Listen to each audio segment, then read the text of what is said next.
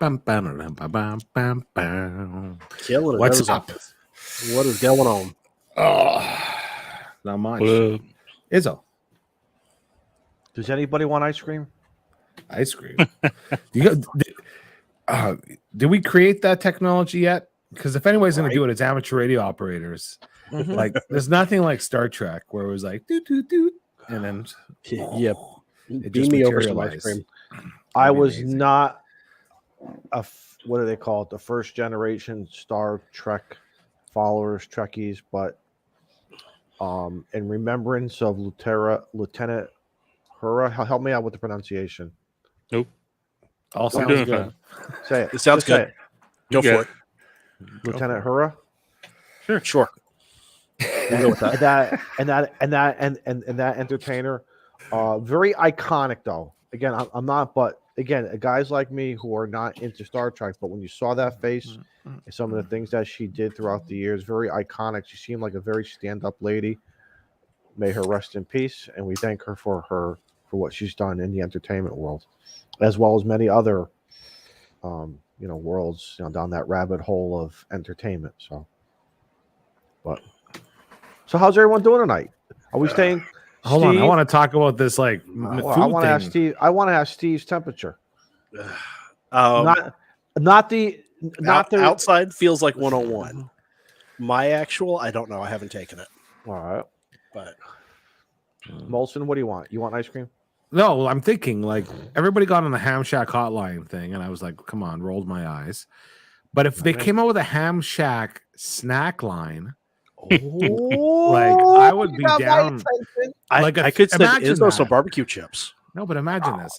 You have your rig, right? If you have your Ham Shack hotline phone right to the side, that's fine. But then you have like this machine that kind of looks like a 3D printer, microwave kind of a thing.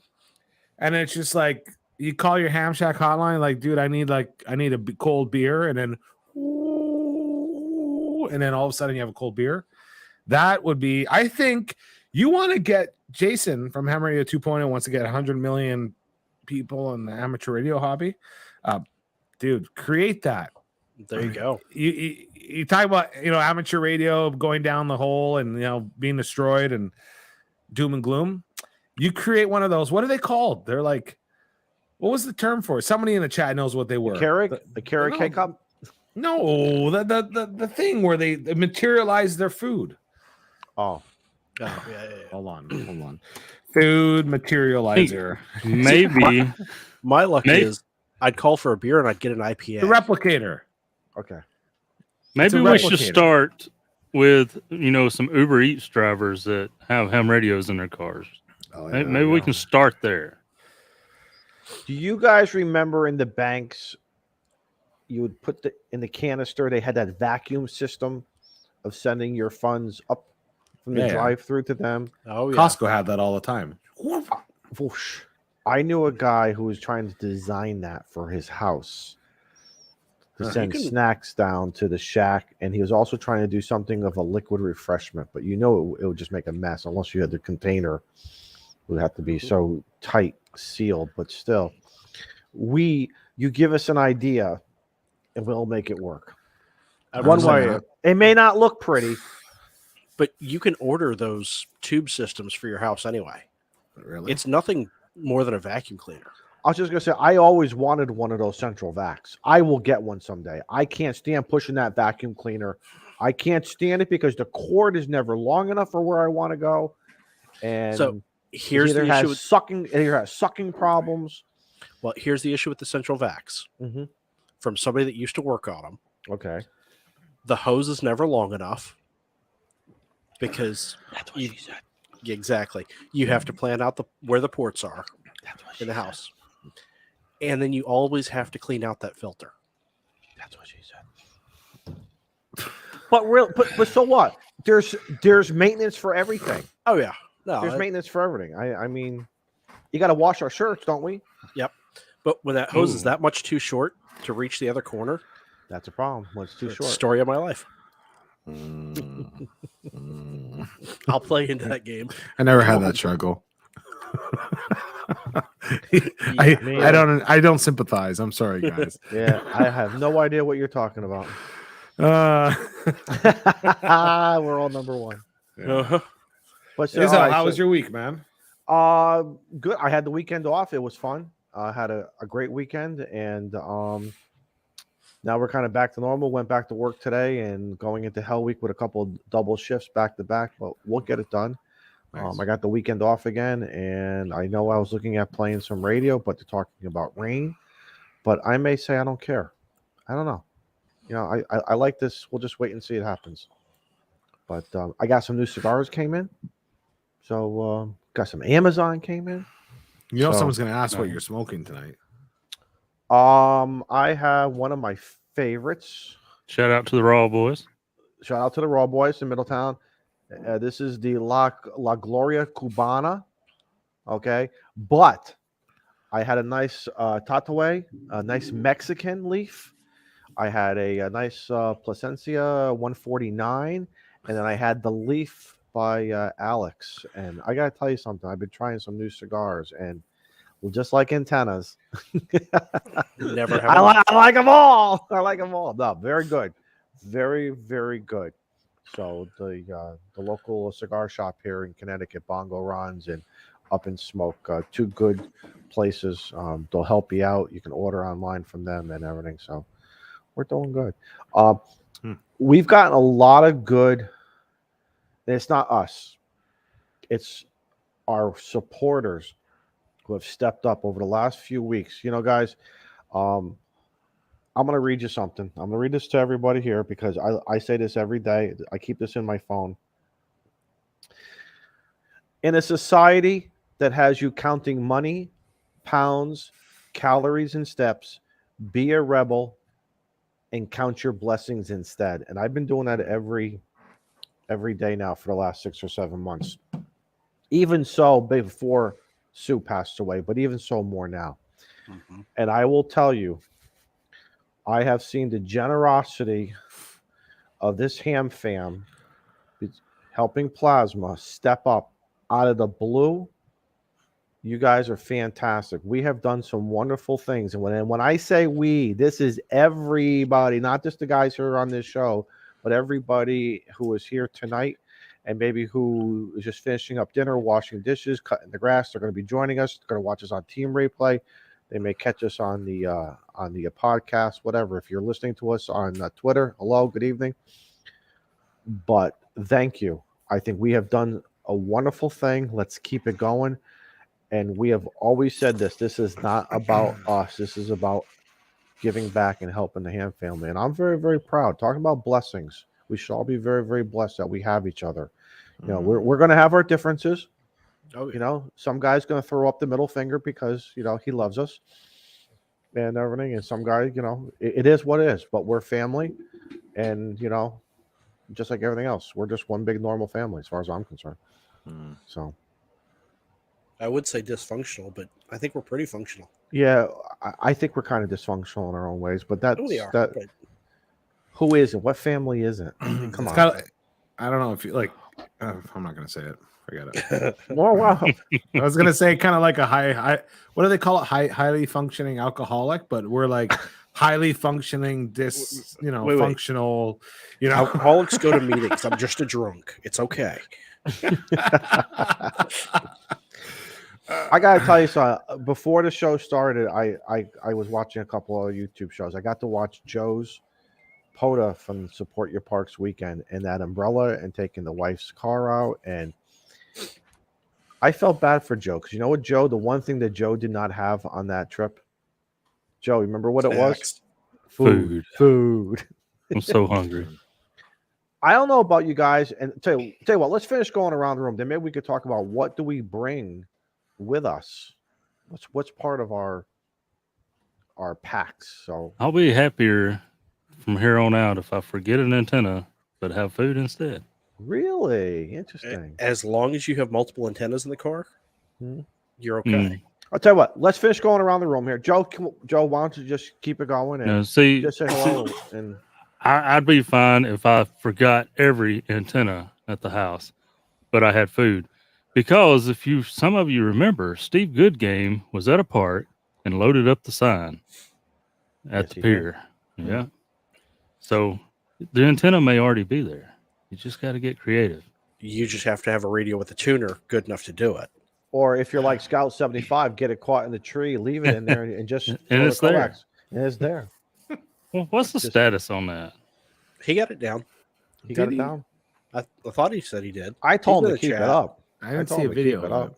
it. It didn't happen if it didn't happen if you didn't have a video of it. Other like than that, big- I don't have nothing going on. Yes, you do. You always nah. have something good going on. I've got Oh. this going on. Did you buy those Crocs with the cowboy See? boots? It's still in No. the tree, guys. Okay. It's No. still in the tree. That's what happens. Scout needs a good friend to go help him take it out. No, why? Leave it up. Well, if he had a little bit of coax on it, it would be usable up there. It's probably at the right elevation too. It probably is. Yeah. So, anyways, guys, I've Where you been, Daniel? Where you been? We're getting ready to send out a search party up to Canada. So I'm on vacation. Mhm.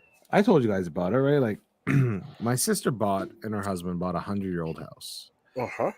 and essentially the house got gutted right down to the main structure on the inside. It took 7 containers to gut that house. Like roll-offs? Yeah. Wow. And then essentially we have to frame up a house in a house. So it's 100 years old. So if you imagine the main structure, you guys have seen what a pole barn looks like. It's called Victorian Canadian structure. So it's like 6 or 7 by 7 solid posts every 4 foot, tied together at the top and the bottom, and then there's the floor joists that go across on 4 foot centers and then 2-inch boards. And essentially all that had to be reinforced. So I had to jack those up because there was a sag after 100 years, put LVLs, which are these engineered beams, restructure all the floor, and then reframe the whole inside of the house. So got a couple more days of that and I should be done. Doing that at the same time I'm getting over a cold. I like know? what Scout said. What's that? Somebody- Yeah, she's- Good. Read yeah, it. that's pretty much it, Scout. Like that's 100-year-old house that there's nostalgia and charm of it. And to Absolutely. I was just maintain it, going you to build a say, whole new there's house. I bet you there's some charm, there's some legacy there. Who knows? There may be a ghost Yeah. or two. I mean, you never know what you're Well, going to get. yeah. but- So you There's gutted the there's house, but legacy you left there. the If you knew- exterior. Essentially the main structural core, and then What's the legacy? Which Were is- you born there? Did your mother give No, birth there's to you there? no- Okay. Okay. no, it's a 100-year-old house. She got a really good deal. You want to know the story? She got a really good deal on it because the owner who owned it went to prison for 13 years.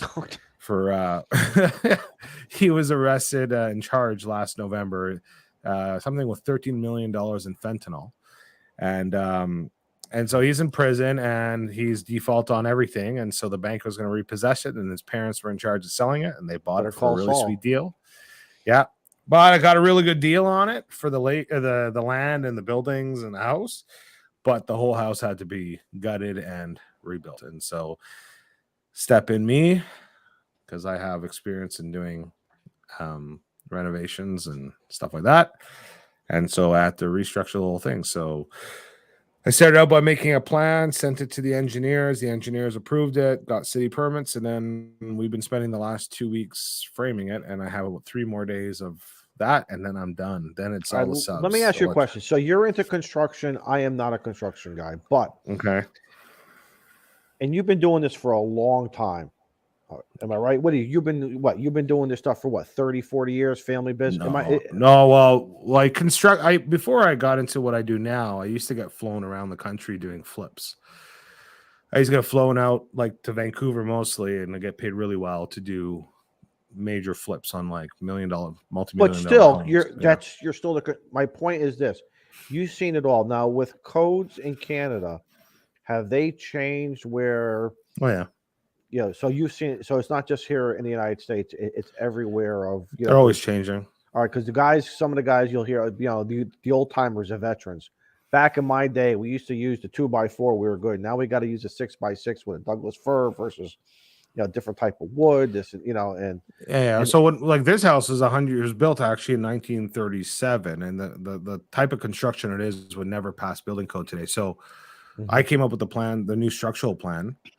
Then I submitted that to the engineer. They just stamped it, but I had to come up with a structural plan that would incorporate the old structure but meet today's requirements. And so it was pretty easy, but at the same time, it costs money. So, but yeah, it changes all the time. and you have a video. You'll have a whole video series. I went to the go. rebuild. Listen. I had like a 2 set. I had my phone. I was like, I'm going to film this. Yeah. I was like, hey guys, and then somebody asked me a question. I'm like, just do it like this, and I'm like, screw this, stop. I don't have time for this. No, you should have got the kids. You should have got the kids swinging the sledgehammers, and you coming over here to telling them, "Well, you're doing it wrong. Try it this or not wrong." But you know what I'm saying. Let me show you something. Let me show you how the old man used to do it. You with the tool belt over here. So Pat, yes, it is considered technically balloon frame. Balloon frame is back in the day they used to have the studs from the ground floor to the bottom sill right up to the roof line. Like that would be 1 2x4, 2x6 straight up. And then it would be like a chase right down to the basement. That would be balloon frame construction. Yes, Pat. Technically it's balloon frame construction. It goes right up to the ridge line of the rafters, those posts. It's 7x7 posts from the sill plate all the way up to the rafters.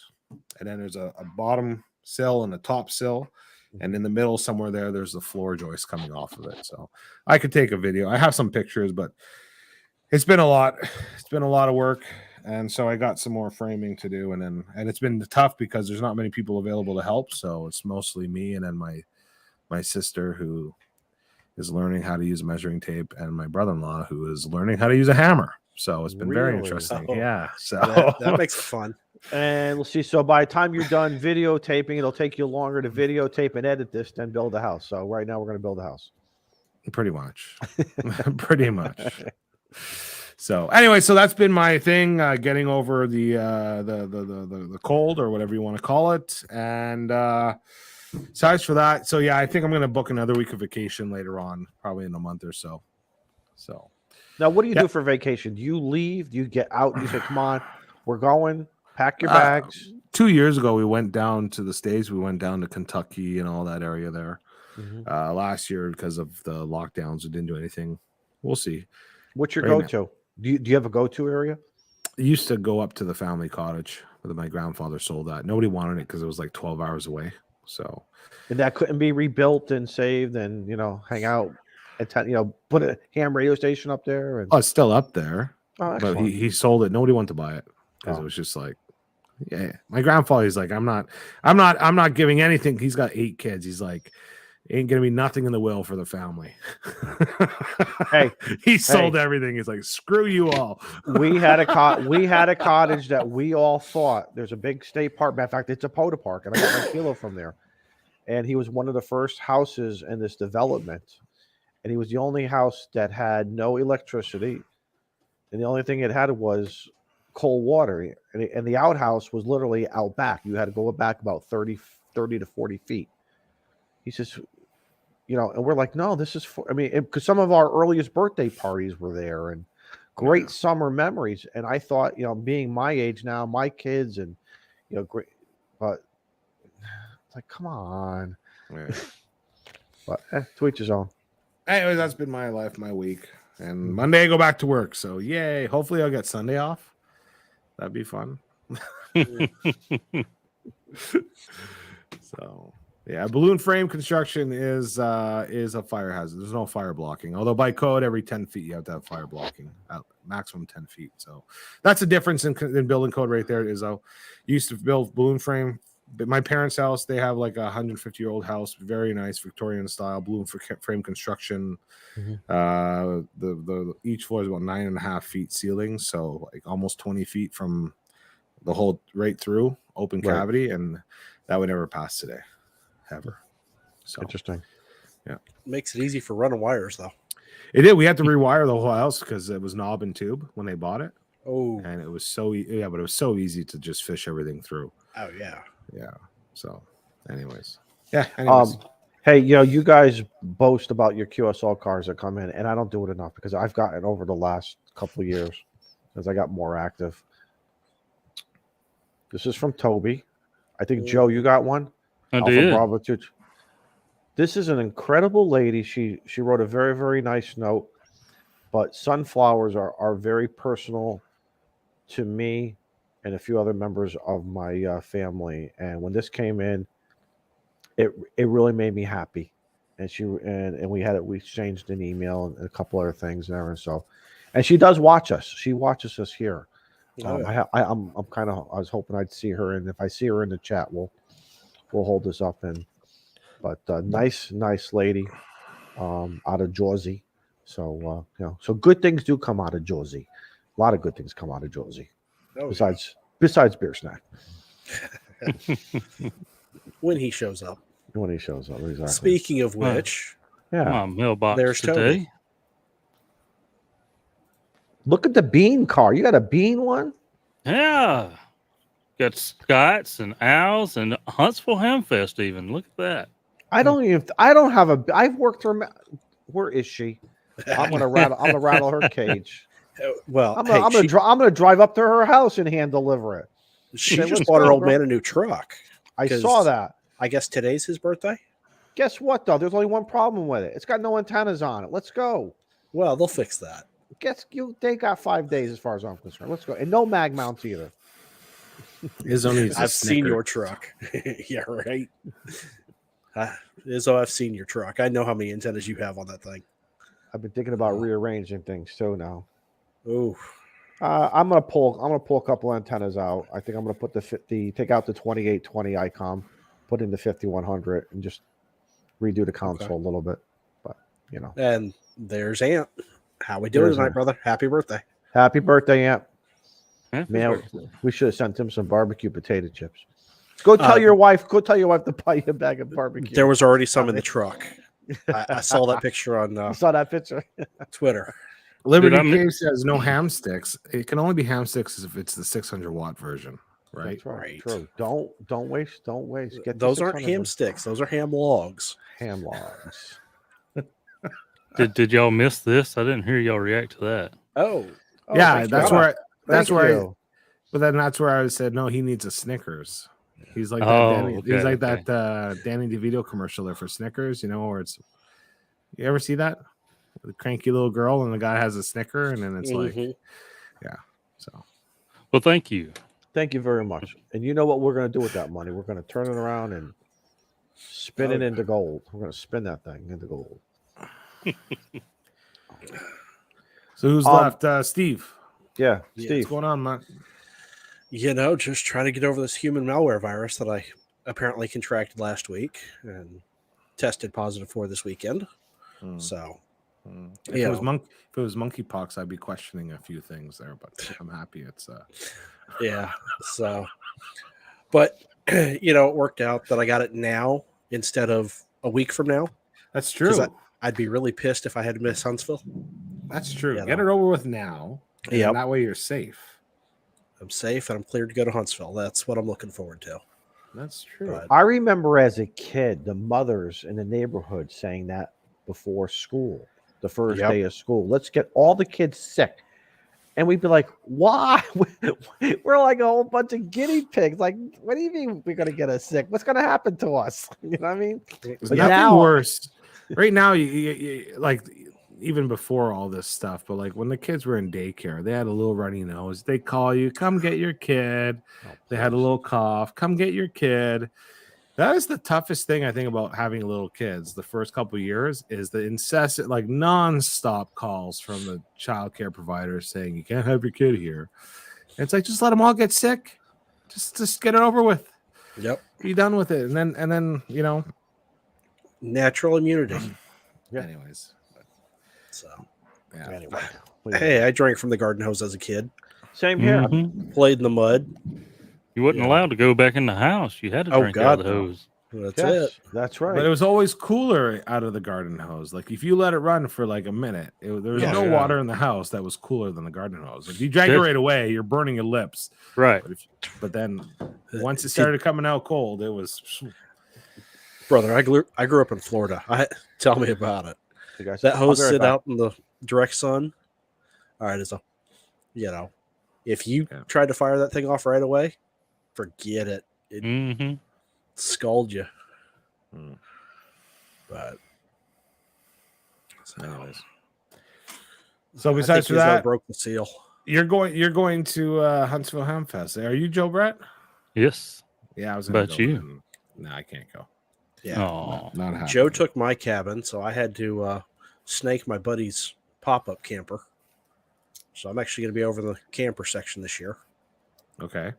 But we did get the pavilion that we were at last year, so we'll have that for an all-day Friday.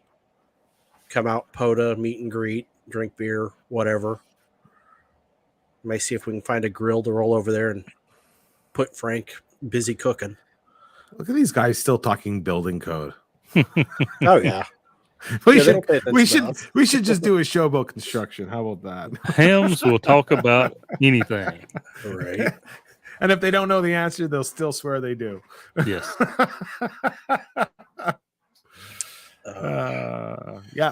Liberty Save says balloon frame fire she's giving me a dress with spray foam insulation. That's what we're spraying on the inside, but it doesn't provide a blocking all the way up.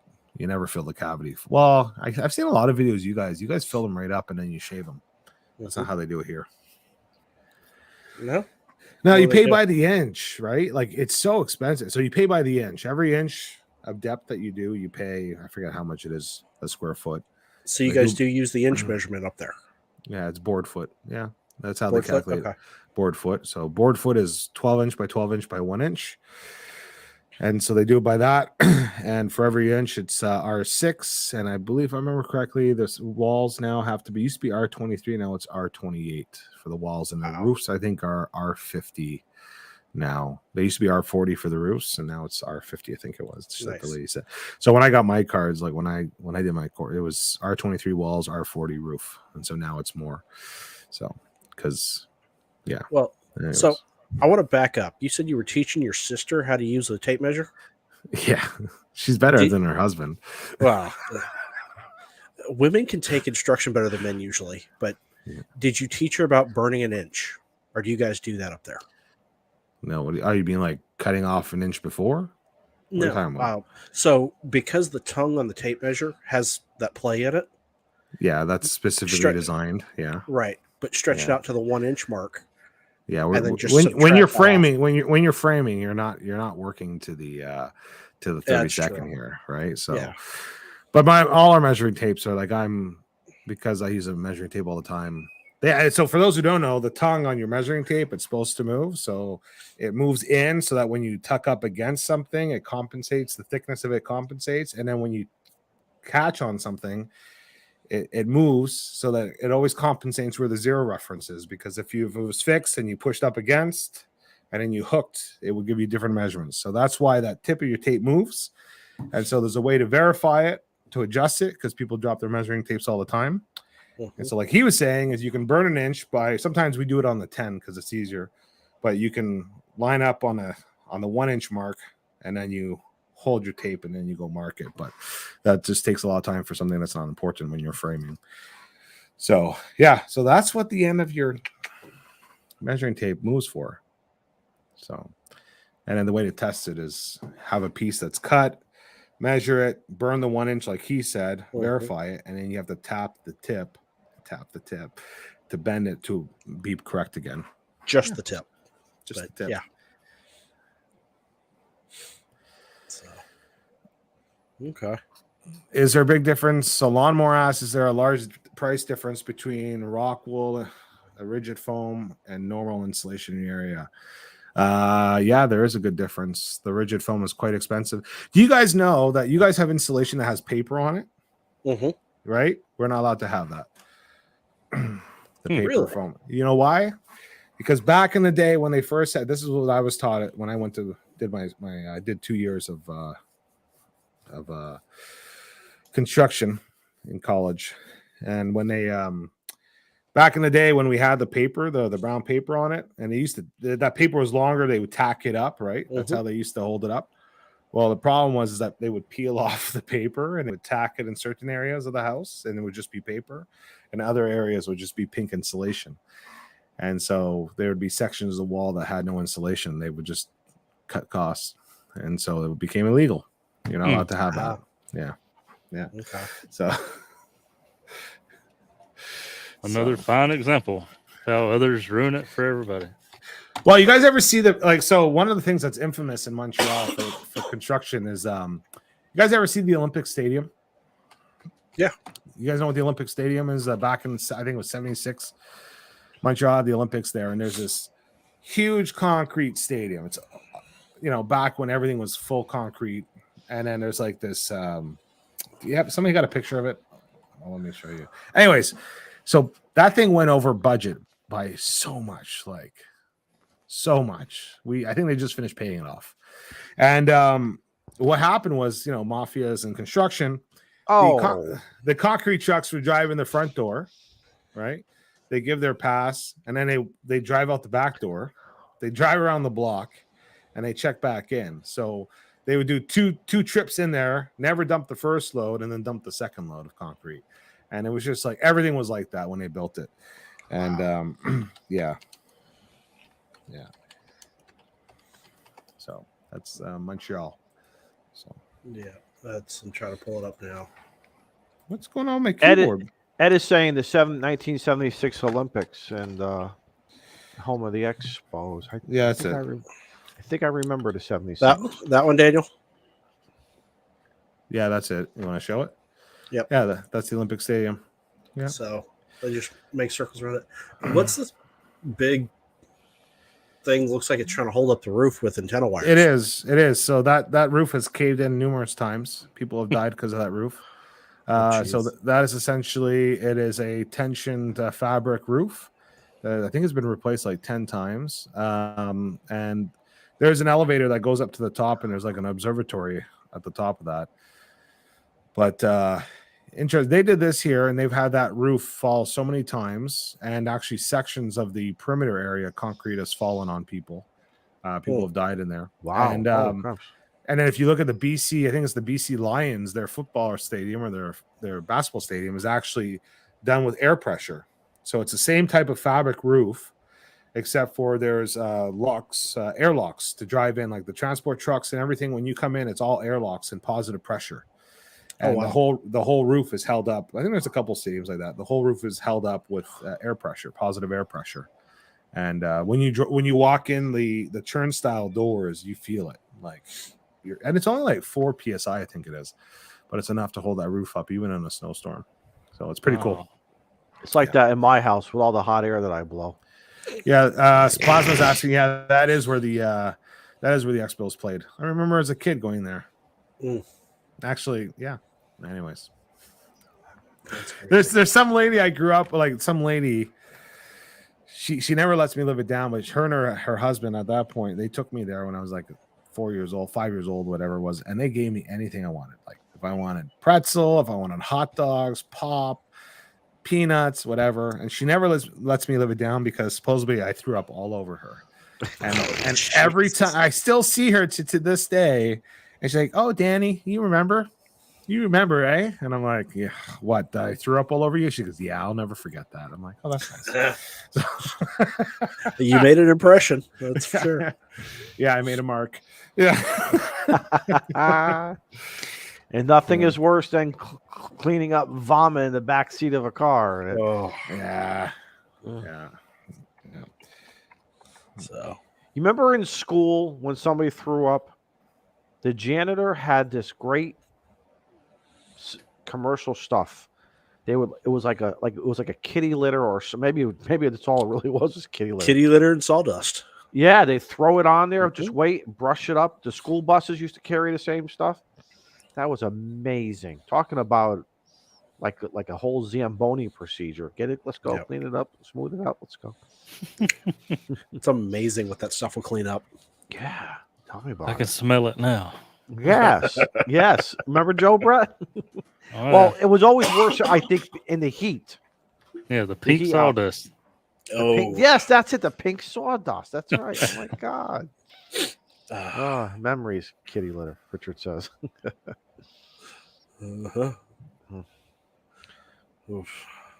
Yeah. Well, guys, we were going Jeff to said talk. that's what theme parks use as well. Yeah, that's right. That's right. Theme parks. Guys, we were going to talk about the HF bands tonight. Maybe we can share some of our wisdom, maybe lack of wisdom for all that matters, as far as how we operate. This may help some of the new people. Maybe we could all learn, pick up tips. So Whether you're operating CW, sideband, the digital modes. I don't want to talk about FT8, but you guys can. Well, let's Here, talk about DX. hold on. Let me read this quickly. Okay. I told you went over budget, right? Mhm. The Montreal Olympic Stadium cost $3,107,000,000 plus some change. This is about 1,990% higher than its original budget of $145 million. So it almost doubled. No, US or Canadian? It was almost 20 times its original price by the time they were finished. That's a lot of Canadian rubles. Yeah, that's a lot of Canadian pesos, my friend. Pesos. So, yeah.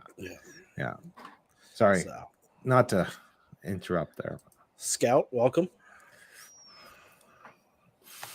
Not for nothing, but wonderful Kyle. I was just going to say Kyle's here, and Kyle presents a memory from his high school past.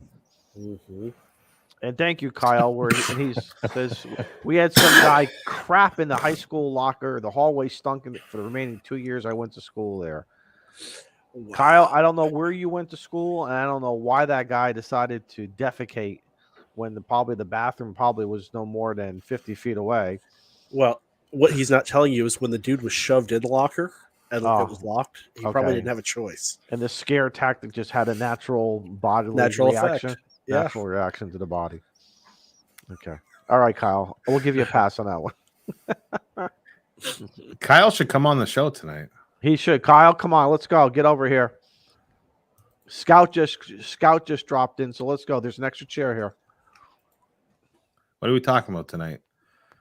Let's talk a little bit about HF, and we'll see what happens. Yep.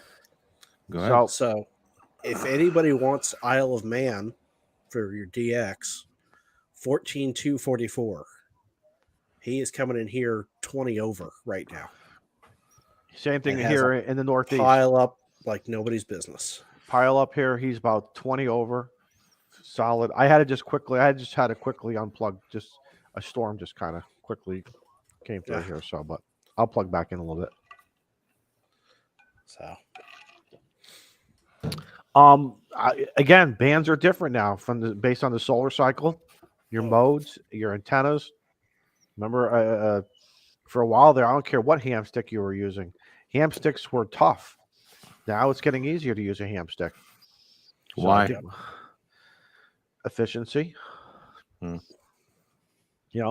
let's face it. We all know every antenna is a compromise, so we need to go into that. There is no best antenna in the whole wide world.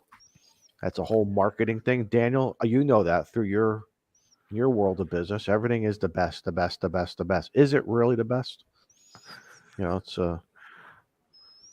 sometimes I think it's just more than a marketing to catch our attention. But we all just can't put up big beams either. Especially if we're doing POTA and you're trying to get to 5 or 6 parks and not to like piss people off, but a lot of antennas are just the same antenna, just with different packaging. It's the reality. I know we all have our favorites, and we swear by them, but at the end of the day, they're just the same thing with different packaging, a lot of them, And so what I have learned, and this is just me running either 10 watts or 100 watts. For those of you who know me, I just do sideband. I don't play on FT8. I don't do CW. But I've noticed with the solar cycle where we are now, it's weird. I've had to retrain myself of my expectations, as well as just sometimes when I think I figured it out, it surprises me. I will use the QRZ real-time band conditions website. I'll use my app that shows, the A index, K index. I watch the solar winds. I look at the propagation reports of, that 2 hour sampling, or just 2 hour, 6 hour sampling, whatever it is. Mm-hmm. But there's nothing saying that's going to be accurate. Things could change. We're talking about the environment. Mother Nature's going to do what she wants to do. And you turn on the radio, and sometimes it's just the opposite of what you're reading in all these scientific charts. As well as the band itself. For those of you who are new, when they say 40 meters starts to go long, we like that. And I think we like that. However, I think with the compromise, I will notice my short path to like Pennsylvania, New York State, signals may not be as strong. Mm-hmm. Even Dan, for Molson, up there in Molson's world, the Canadian guys, sometimes I cannot hear the Canadian guys depending on where they are at night. It's frustrating. I hear all the hunters, but during the day, it's like how we're talking right now. So I guess you just have to take a little time with a little patience, learn it. Some people like taking notes. Some people just dive in and just experience it.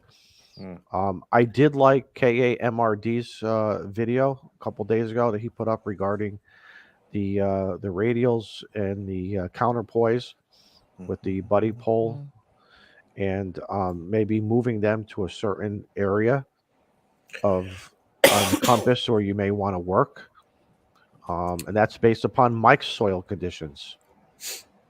It might be different here in the Northeast. So, but great video for those of you. Again, go check out Mike KAMRD's video on that and watch it and try it. And this is what we're here for. Experiment. Get out there. Whether it's in your backyard, take it to a park, take it down to the beach.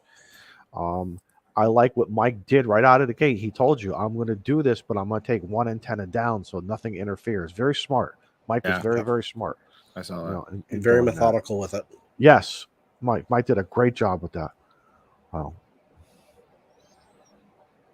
Who's doing it? Who's doing FT8 right now? Or in the past? You guys play with FT8. Yeah. I got my first 6 meter contact this weekend, actually. Do you find FT8 to be like CW?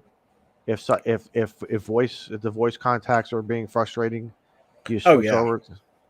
Yeah, and FT8 will definitely get through.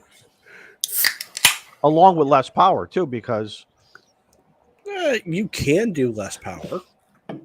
What do you normally run, Steve, for FT8? 100 watts. You do run 100 watts. Yeah. So you get everything glowing and red warm like Rudolph the Red-Nosed Reindeer, and no, that's bad for solid state devices. I haven't had an issue with my off-center fed yet. Mm-hmm. We'll see how the Step IR likes it once temperature comes down and I can actually get the tower up. Right. See you, Plasma. Hope you feel better. Bye, Plasma. Plasma, take care, brother. So. Scout, what are you doing? What are you primarily doing? Trying to get his audio to work. Oh. Yeah. Oh, hey. Hey, there it works. When I first hopped on, I didn't have my headphones tuned in right. So if I was ignoring you, that wasn't intentional. You could tune a piano, but you can't tune a fish. Just remember that. That's right. Bad joke. I'm sorry. So, no, but Scout, what you got going? As far as doing like FT8 and stuff, I have yet to make a contact. I've only tried it a few times, but I gotta get back out there and try that again. But I mostly just stick to single sideband. My CW, I'm getting to the point where I can start to copy, but I'm not ready to jump in yet. But hopefully by the end of the summer I will. But I'm like Izzo, just stick to what I know, single sideband. Are you like me? I just have, and I don't know why, I just have no interest in the FTA. And I mean that as no disrespect for you guys using it. Use it, have fun, go for it. Go for it, have fun. I never put down a guy who's getting on the radio. I may break the guy stones who's not getting on the radio. Right. Yeah, I don't have a whole lot of interest in it myself either. But I see it handy, like if I'm doing a Parks on the Air and there's a big contest weekend or the bands are not the best, I can have that one more tool in the toolbox to get something done. If I need that 3 more contacts to get the park or the 1 more contact to get the soda. But I'm more interested in the digital modes to dive in a little deeper, do like the JS8 call where you can text back and forth and do the WinLink email. But that's still on my list of find time to do. You know how that goes. Molson, how about you? Have you done anything with FT8? Yeah, FT8. Yeah, I it's fine. It's all right. It's kind of boring. Like there's something about talking like QSOs and like listening, like especially in a pile up and listening for it's a completely different experience than FT8, right? So you can't base them. They're not the same thing, right? Like FT8's its own world and SSB is its own world. They both have their places and their times. I prefer SSB, but I've dabbled in the FT8 stuff. And, that's that. For me, summertime is obviously very busy for me. Like I haven't been able to get to the radio much lately. And so we'll see. I think for me, it's more wintertime, fall and winter that I can really sit down and play radio. And maybe it'd be nice to see if I can do a POTA next, in the next couple weekends, but we'll see how it goes. But I haven't been, I don't know, in the last contact, maybe about a week or two ago, that the last contact I made. So I know I'm a failure as an HF or as an amateur radio operator. There's no such thing as failing. I'm sorry. Listen, unless you zap yourself with 13,000 volts, there's really no failing as far as I'm concerned, man. You're getting on the air. Listen, you're talking to a guy who used to, when I first got licensed in the early 90s, living in a condo and trying to figure out how I'm going to do it, and running a mag mount on the washing machine and the dryer to give me a ground plane and we were working AX25 packet and getting into my various local repeaters, VHF repeaters. And, and again, it bites you because guess what? It was working and that magic was getting exciting and it keeps you going. And then you start playing around on simplex. And you remember how we've always said it, you start going down the rabbit holes. And I think that's important. And I guess if you're new out there or if you've taken a break and you get going again, don't be afraid to go down those rabbit holes, whether you have somebody helping you, going to YouTube, watching all the great YouTube shows, or going to the Google and Googling it. You take everything obviously with a grain of salt with other people's successes, but don't be afraid. Take little bites and start off, but just jump in. You'll be okay. You'll have fun. I'm a firm believer of that. Molson, have you ever done CW? No, I'm trying to teach myself there slowly but surely. You guys have been here. There's some nights where we've talked, and then you guys are like, "What's that? Who's tapping?" And I've been tapping here, doing some Morse because when I get really, my mind, yeah. You guys, Shane's caught me a couple times. It's been like, who's tapping? And it's been me here because I got an old straight key here. And I just tap away sometimes, but yeah. I don't know. Good. I don't know. Like for me, like I said, it's really tough in the summertime. I don't know. I don't see it as how would you say it? You kind of make it sound like it's some like oh gosh. So I don't know. I don't see amateur radio as like this huge quest of like. I think it's a fun thing. Like. And I think we should just fail miserably as many times because that's how we learn, No, I'm dead serious. Dude, you know what? Okay, let's be honest here. Everybody makes antennas. Everybody, not everybody makes antennas. We're all going to fail. And even when you don't make the best antenna, you're still going to get something out of it. Look at Carlos when he jumped the other day. His antenna broke and he still made contacts. The guy had like a 3-inch stubby of coax that he's making contacts on that thing. True. And like...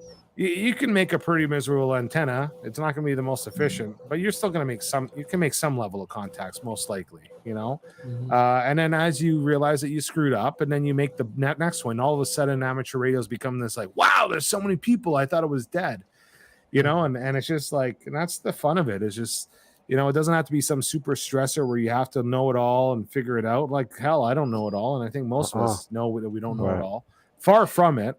And if I ever claim to, then, you know I'm an idiot, because there's no way. Listen, anybody who's got any level of education or understanding knows that it is impossible for an individual to know everything about anything. Like from if you're talking amateur radio, I'm just going to call bullshit on from grounding to antennas to radios to transmitters to receivers to microphones to, you can go on and on and on. No one can know it all. No one. Right.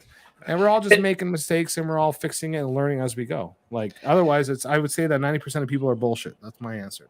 I'm dead serious. Well, I mean, Yeah. you could those focus on failures- one area. Yeah, and those failures really aren't failures. They're just learning experiences. Like our friend that's Adam it. says, they're the type 2 fun, where it's not fun at the time, but when you look back at it, you're like, hey, I actually learned something. I mean, I learned more from screwing something up than doing it right the first time, because it just sinks in, and it's just part of life. But And, I think, but I do think we all do need some level of success in the beginning to build your self-esteem. And most of the things that I have told some of our local guys, I'll tell them very simple: get yourself a mag mount antenna, preferably dual band for VHF, UHF. I'll help you where the repeaters are located. And with a 40-watt mobile, again, here in Connecticut, it's going to be different than in other states. So, again, I talk to the local guys for what we know. And I can't talk about other parts of the country. But find the mode where there's activity. So, some guys are saying, well, D-Star is horrible, Fusion's better, and I hear DMRs. Guess what? Find what's going on in your neighborhood or your county or whatever. And start off the simple way of making contacts. And then listening, you'll hear the lingo of what's used for that band. Because we all know each mode in each band, some places you will just throw your call sign out. In other places, you will say CQ. And I never laugh at the new guy like I'm 2 meters calling CQ. I may tell him, I may pull him aside or give him a phone call, say, listen, just so you know, the protocol is not to use this, but try doing this. Because that could prevent other people from working you, and they're sitting back laughing at you. But those people laughing forget you were once new too. So let's mentor each other, as well as myself. When I'm trying something new, hey, I'm a newbie at that point too. But start off in these little steps and start gaining some confidence. Molson, what are you laughing at now? No. Who'd you laugh at? Who'd you laugh at? What lid did you laugh at? So first of all, Kate MRD says it's funny how many wires you need to be wireless. Very true. And then Side Boom comes on and says, I smell 11 meters. We'll leave it to Side Boom. Hey, No, man, there's nothing wrong with 11 meters. 11 meters is radio. Think about it. It's radio. That's it. Yeah. It's radio. No, but like Izzo, like radio. one of the things like with new people is like, don't feel intimidated. Like, let's think about it. Doctors go to school for many years. They learn all this stuff, and then they come out and they still reference materials when they have a case, right? Lawyers, the same thing, right? Lawyers have the same thing. They look up law. They don't remember them all. They have a good understanding, but they still reference, and then they look at case law, and then it's the same thing with engineers. Engineers do the same thing, and then you know what I mean? Like, so there's no reason that in our hobby we should feel intimidated by the idea that we still need to look stuff up. And you made a good point there, because how about the doctor? Everyone's got to remember too, the doctor at some point had his first patient lying there, and something has been split open, and the guy's doing something to that body. Yes, he had some practice on, but everybody has their first time. Carlos, look at Carlos. I bet you the first time Carlos jumped out of that airplane versus what? He's up to what? Maybe 3,000 or 4,000 jumps right now. I forget what he has. I bet you that man will tell you his first 1 to 10 times were probably like, oh, oof. Am I doing it right? Am I doing it right? Yeah. And everything. Well, and on that line, I don't want my pilots memorizing anything. I want to have that checklist. That's true. It's an actual printed checklist. Right? Refer to that checklist. Good point, Steve. Yeah. As a pilot myself, no, I tried not to memorize anything. I memorized where I kept the checklist. That's what I memorized. Mm-hmm. So, Yep. Stuff hit the fan. Yeah. I could reach down, grab it. I knew right where it was. Right. And it was always in that pocket. Mm-hmm. Joe Brett, when you first went on the road, without getting into good, detail, Joe Brett, when you first went on the road, I bet you were nervous, or not, maybe not nervous, but I think in the back of our heads, we're always saying, "Am I doing it right?" No, man, too young and full of urine to be scared, man. Urine and vinegar, huh? Yeah. I probably get more nervous now than I did when I started. I know too many things now. Right. And well, listen, that could be a good thing. That could be. I think that just sharpens your awareness, though. Think about it. It just sharpens your awareness. Yep. In the early days, Joe, I bet, boy, I hope there's a chase today. And now you're thinking, man, I hope there's not a chase. God, I not get tired another of one. that damn paperwork. We had that conversation actually the other day. It's like, we just get tired of it now. Let's just watch them on YouTube. So you watch them on reels. So Joe Brett is sort of like the Andy Griffin right now, and he sees the Don Knotts character coming in. He's like, "Come on, youngin, take it easy." I want you to leave me alone, and I want to leave you alone. Okay. So Shane, you've been working on that 46 climbs, right? Yeah. Yep. How's that been going? So for those who don't know, the Shane, we talked about this like a month or so ago, but you've been doing a 46, and you're integrating a 46 climbs with doing a soda, right? Right, soda and Poda. Yeah, for those aren't familiar, I have a lot of background in hiking and backpacking. Now that there's a group that does fundraising for the American Society for the Prevention of Suicide, and what they do is a week-long event they call 46 Climbs. Whole long backstory on that. I won't go down that road, but if you look at any of my videos, the first 2 lines in the description is a link to their website where you can go there and get the backstory for themselves. But basically, it's a bunch of hikers go out and go for hikes or climb mountains or what have you during that week, the first weekend in September, which is National Suicide Prevention Awareness Week. And this year, I'm going to go up on the Superior Hiking Trail in northern Minnesota. And along that trail, there are several Poda parks and soda summits. So I'm going to do backpacking for a few days for that as my fundraiser, post pictures and all that kind of stuff. And then I'll do a few activations as well. So, yeah, the boys here had me on a few weeks or months ago to promote it, and they said I can come on again, and I took them up on it. So thanks, everybody, and thanks for your time on that. And part of that also, I've reached out, and I think I was talking to Shane that I had I was cleaning up my shack a little bit here, and there is a very nice little handheld I got here. Get it in here. It's the Yaesu FT70D. It was like the first big boy handheld that I bought. Had a collection of bowel fangs, and long story short, I just never used it. I proceeded to get all hams, bought a bunch of other ones. It's just been sitting here on my shelf, and it's too nice of a radio to not use. Actually, I just showed off my 3DR. Sorry about that. Whoa, what are you giving away? He's giving the whole place away. Whoa, no. But anyway, I have the Yaesu FT70D and an antenna for it. I got a diamond antenna.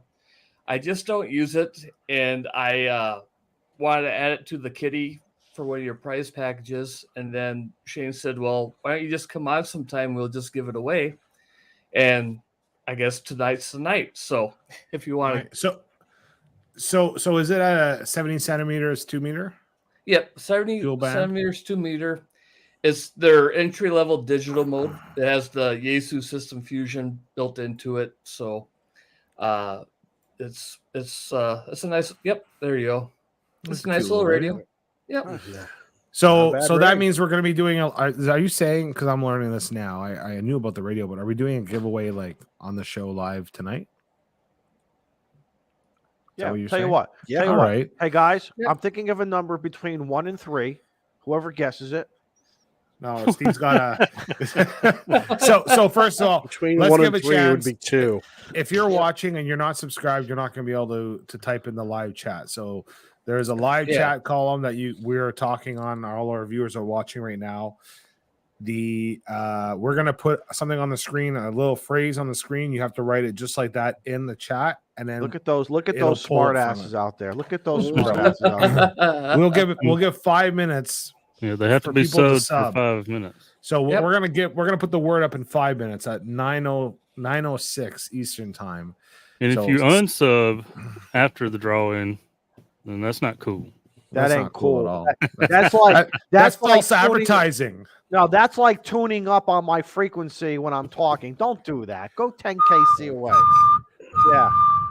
Oh, Check, yeah. check, mic check, mic check. Radio. Hola. 5.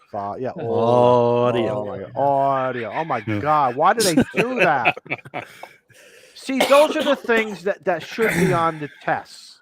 Yeah. Those are the things that should be on our test from the FCC. FCC, if you're listening, But Don, I have gone out on POTAs with experienced operators, and I'll tell them, "Oh, look, ham radio dudes on this frequency." They'll roll to that frequency and then reach immediately for the tuner button. well, that's because it's dude. And I'm No. like, I'm kidding, well, I'm kidding. it doesn't I'm matter only if it's kidding. dude, Mike, only kidding. anybody. I see somebody on the spotter, I'm like, oh, go here. And every time they touch the VFO, they want to hit the tuner button. I'm like, don't do it right on their frequency. No, And these are guys that have been licensed longer than me. you should be tuning on low power anyway. And there's Yeah. a whole thing again, guys. Let's get to So. some. That's I don't know if you want to call that the basics or common courtesy. Yeah. Whatever category you want us. Well, I made that mistake right away when I got my license. So I'm out. Oh, there's somebody, and I didn't realize that the tunes thing went out. I just thought of something I would hear, and I go, "Oh, there's somebody I'll tune up." And then once I got the gumption. To So actually you're call the guy. CQ, So you were the guy who I was screwing for me over. about a month. For about a month, I did that when I was first playing. But then I once was I started stuck on calling 9 CQ, contacts. I needed 10 to activate the park, and you're the guy. Oh my God. then I was like, "Ooh, wait! I was really being a Alpha Hotel there. I better." Mhm. So we learned. We've all done it. Yeah, Yep. we learned. But I'll be right back, guys. Talking about the tuning up and the Ola and all that whistling, that's the whole reason they created FM mode, right? No, No, I didn't either, but it sounds good, don't it? because you don't need to do that. Yeah. You don't need to do that. Because they're doing the Ola and the whistling because it gets the modulation up. So they made FM because it's all 100% modulation already. Hell, CBers don't even do that. That's why I got. That's why I got a lot of respect for some CBers where I think are better operators. Yeah, when y'all mentioned the 11 meters earlier, it reminded me one time I was riding around and I had my 11 meter on, I had 11 meter and 2 meter and all that in the car.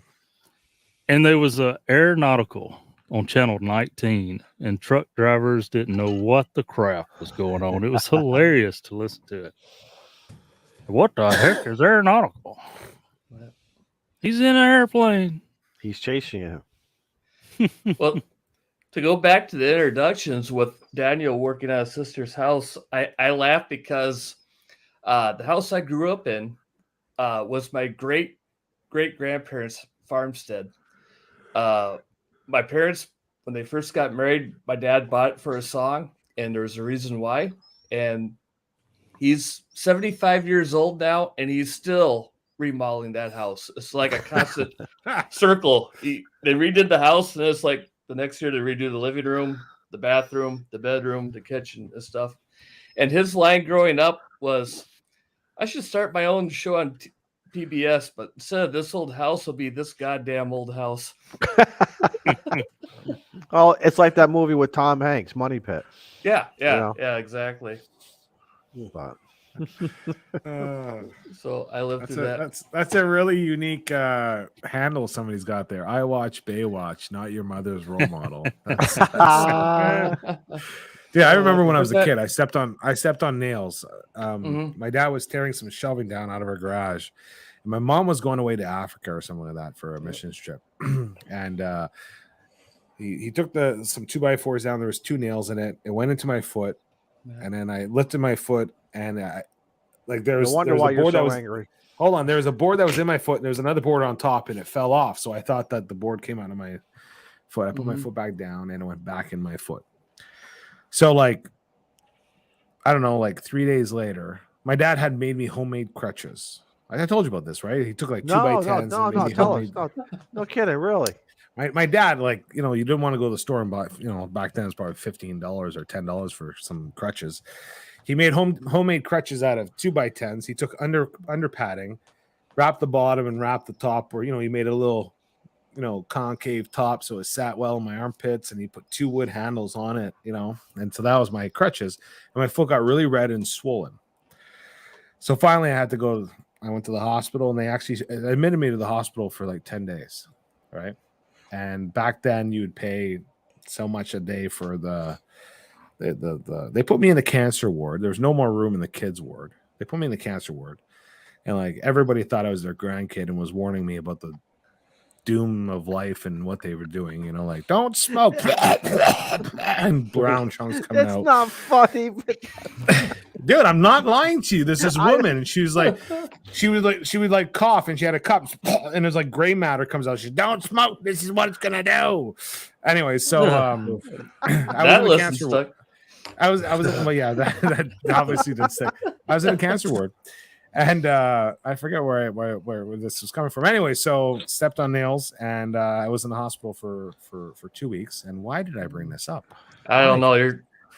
But I want to tell you my crutches. I want to tell you my crutches story, but keep on going. I got to tell you a crutches story. Hold on, there was a reason why I wanted to say. Oh yes, Baywatch. Okay, Baywatch. So I was totally bored. There's nothing to do, and I begged my parents, my dad, my mom wasn't there, to get me the TV. In the hospital, you have to pay so much a day for the little tiny TV there, right? Right. Anyways, so he got it for me. 11 o'clock at night. That's a good dad. Close the curtain watching, because I was so ashamed to be watching it, but I was Baywatch every night. It was amazing. And that was my one time they put an IV in my arm. This was the best. On the floor that I was there was one half was the cancer ward, the other half was the kids ward. And there was, when you came out of the elevator, there's a little room, and they had back then it was Nintendo or Super Nintendo, whatever it was. And they put an IV in my arm. And I fell asleep, and I woke up. My arm was all swollen. My arm was swollen, and into my hand. And what happened was they put the IV in, but they missed the vein, and so it all pumped into my arm. It was all swollen. So when the ladies came, they're "Oh crap!" So what they did was they went and got really hot compresses, wrapped my arm, and they put diapers around it to keep the heat in. And I wanted to go play Nintendo, and of course I had the hospital gown on, and so I just remember going, and I'm playing, and all of a sudden these 2 girls walk into the room about my age, and I was all embarrassed. I had diapers on my arm, so I'm pull my arm into, and I'm playing like this with my arm into the gown, so just my fingers. I look like I had a little stubby arm, I was nah. Meanwhile, the gown's open in the back, and they can see everything from behind him. That's what I was thinking of. What's that? I said, meanwhile, the gown's open in the back, so they see everything behind you. Yeah, totally. There's no one ever, because there's no instructions on those gowns. There's no instructions on those gowns, and that has always gotten me irritated. That am I wearing it right? Everything that we wear, the tag goes in the back. It's very simple. Yeah. It's a universal around the world. The medical industry has to think it's a big running joke with us. Anyway. So. But the worst was so there was a guy in the bed next to in one room. It was 2 beds, and the guy's wife was always there. And my sisters would come after school, bring me my homework. And then the lady's there, and then she thought she was like my grandmother or my mother. And then she's like, you got to do your homework, right? And then, but every night, faithfully, right before they serve supper, she would close the curtain, and I guess I would just imagine sponge baiting her husband or whatever it was. And that was my opportunity. There was a Seinfeld episode about that. Be careful. That was my opportunity to sneak out the door and run down the hall to go play video games, because otherwise she'd be like, do your homework. Do your homework. Do your homework. And as soon as she got there, I knew about 10 minutes later she was going to close the curtains, and 2 hours later she would have to leave because the visiting hours was over. So, yeah. So anyway, so now it's time to do that giveaway. So it's the wait. I want to tell you a quick story. Let me tell you a quick story. Or should I wait? Do it. It's fine. Well, why don't I? How about tell I it put while we do it? Yeah. So we have the No, you Yaesu can't. FT 70D. That Shane. It's a used radio, but in great shape. Hardly used. Yeah. And so if you need a handheld radio, dual bander, 70 centimeters, 2 meters, and here's your opportunity. It's a giveaway. And so tonight you need to type in the live chat, 46 climbs. That is the Excellent. Good. 46 climbs. So let's put that in. No spaces on that. Yeah. And Guys, type it exactly as you see it. No variation. You got the other window there for the draw, Steve? Yeah, that is the draw window. Okay, perfect. No, but oh yeah. Okay, perfect. Yeah. All right. It's been a while. So Izzo, what's the what? Okay. So you're talking about crutches. Yeah. When we were growing up, one of my family members, when we used to go to their house, they had this neighbor, and the man was always angry. I don't know what he was. He would just seem like he was always angry about everything. He was angry that the mail came, angry that the mail didn't come. Maybe he was working too hard. He'd come home, and the dog would be afraid to even look at him because he'd just get angry. Well, one of his sons broke his leg, because we used to build these ramps on sidewalks with our bicycles and go over. Well, one time he missed the ramp, went over the bike, broke his leg. So, of course, the whole to-do was they had to bring him down to the emergency room. They had to get him the crutches. And the kid kept taking, remember on the top, now I never had crutches, so help me out. The top of so the crutches had to fit you perfectly, correct? From what? From your armpit, I think, down to, they had to be, and there was adjustments. Was it like a wing nut or something? Yeah. You can make adjustments. And the piece that went under your armpit was like a piece of rubber, I think, right? Yeah. To protect you. Yeah. Well, the kid wasn't using the crutches and this and that. And I remember the old man screaming in the backyard, and here we are all in the street listening to this shit. He took his crutches and he says, you're going to start using them. He took the crutches, he went inside. He took the rubbers off, and he must have went into his hamper or the dirty laundry, and he grabbed his underwear. And he wrapped the underwear. And he said, this will teach you to be disrespectful for not only falling off your bike and getting hurt, but now I had to work extra hard, and I got to pay the hospital bill. Now you're not using your crutches. And he just made him use the crutches with the underwear. Now, listen, I'm hoping the underwear was clean. Sounds like an asshole. But it was his teaching method. Now, I don't agree with that, but when I hear crutches, I think of this kid walking around with, instead of the underwear. rubber, with underwear. Guess what? The kid never broke his leg again. The rubber never works. We got 86 people watching, only 44 entries. We only got 44 entries. So this is for the Yaesu FT 70D. If you are in need of a dual bander, type in the live chat 46 This climbs. is big, man. Yeah. Yeah. Can I tell my crutches story? Hey, Paul Hoffman, This is- you spelt it wrong. This is back when I was in high school, and it was right after football season. We had our high school kids had the post football season party. We're out in the woods in the school forest, underage drinking around the campfire, and my one friend, last game of the season, he breaks his leg. So he's out there on crutches, and he's sitting on the log, and lo and behold, 3 cars are coming down the 2-rut trail, and the first one has his high beams on, and we're thinking, boy, that guy's kind of a jerk, and we're all watching.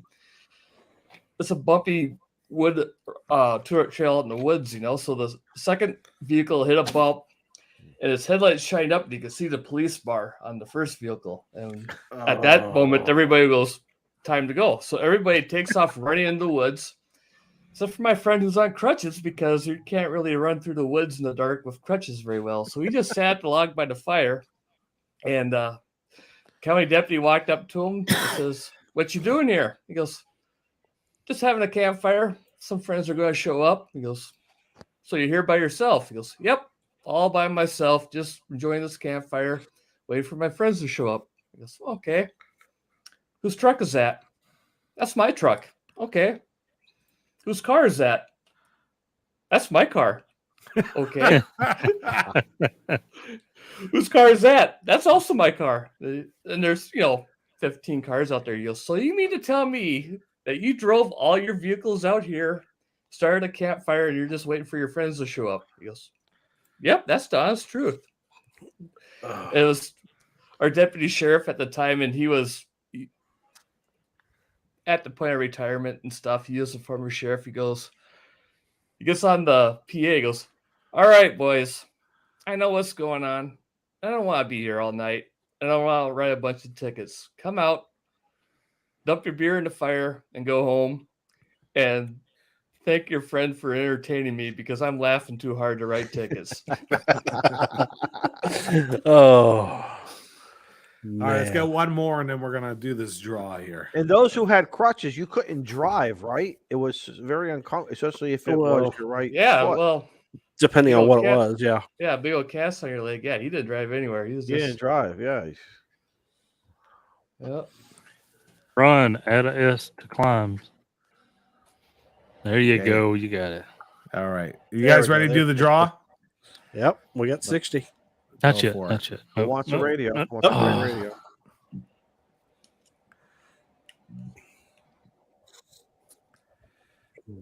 See where it goes. No, No, redo it. No. First off, Redraw. you have to be present. You have to be present to Well, win. He's present in the chat. He's but not present. He's in the bathroom right now. Kevin Kevin. Seals. Hey, I know Kevin Kevin. Seals. I know Kevin, local guy from me. Nice guy. Oh, Excellent good. guy. Nice guy. All right.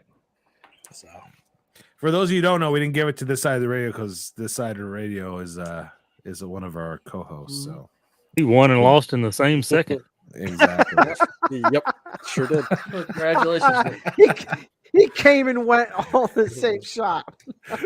He didn't even get a chance to say, "Ham it forward." Yeah. Yeah, nope. Molson said nope. Kevin Seals. If you're not on the Discord, just look me up on QRZ and send me an email. I'm good on, Yep. on that. Or- Don, you Or- know him, right? Yeah, I'll tell you what, Molson, if it's All right, easier, just- send it to me. Molson, send Or, it to me. yeah, you know what? And I can get it to him. send it Well, to any one of us. Yeah. Or Or if you Shane, can just yeah. look me up on QRZ, I got the radio right here somewhere. I'll send it right to him. Kevin, There you go. you know what to do, All right. Kevin. Get a Yep. hold of Scout directly. But if you need any help, Kevin, if I don't screw it up, somebody else will. So don't worry. Yep. All right. So now, are we going to do separate giveaways for the antenna that goes with it, and the battery that goes on the back, and the charger, and Yeah. the plug that goes in the charger? Yeah, and don't forget the manual. If you want the manual, Will you be lucky to win it all? Right. I'll bet you Shane will win that one. Shane can keep that. We'll give him the box. You get in the box. There you go.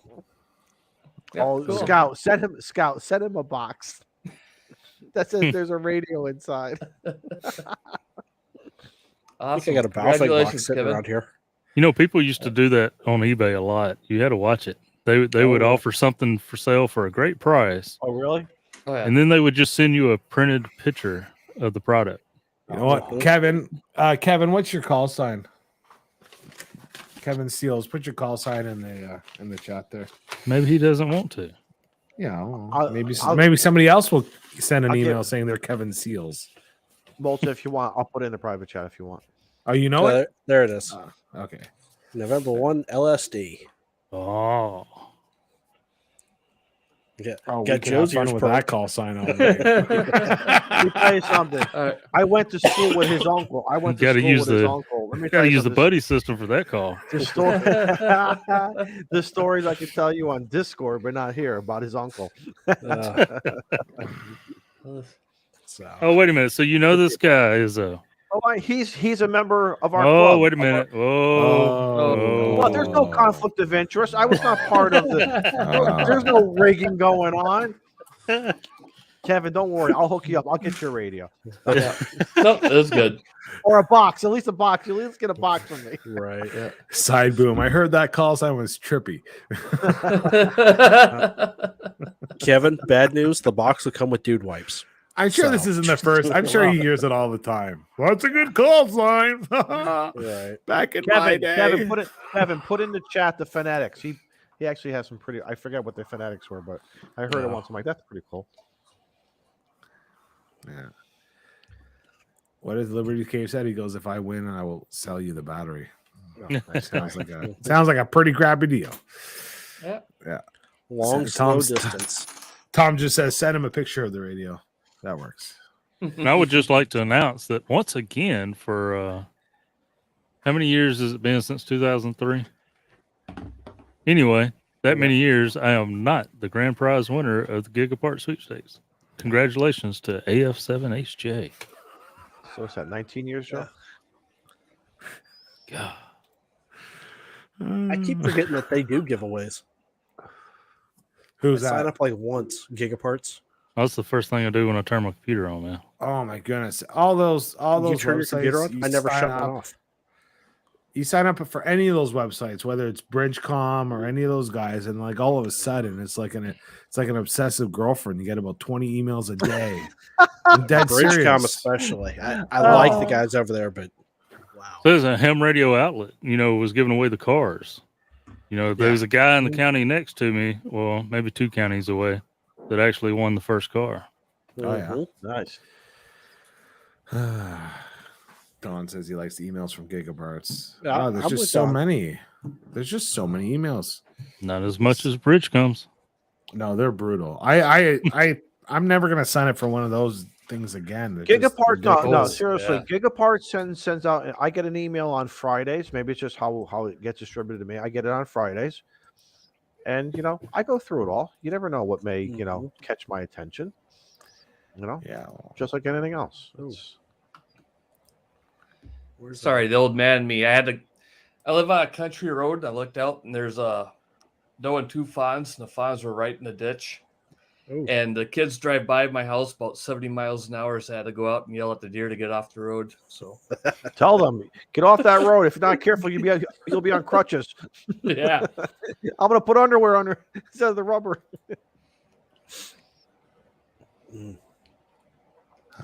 Well, I'm a little disappointed. I really expected a really tripped out QRZ page for LSD, and he's got nothing on there.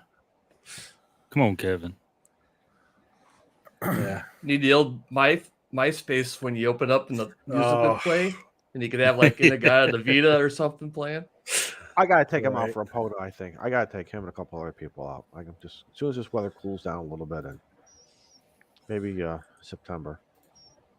Who you tell about weather cooling down? Man, Man, this last weekend it was still 90 degrees with a humidity in the 90s. Mm-hmm. Do you want this all of this just to sweat away? Glisten. You'd be glistening. Right. Glistening? That's Hell. I'd go to the Well- strip joint if I needed to do that, but I am not doing that. not the kind of glistening you want, is Oh, hell no. No. But yeah, no, it's just crazy. We right now, feels like 95 degrees at 9:30 at night.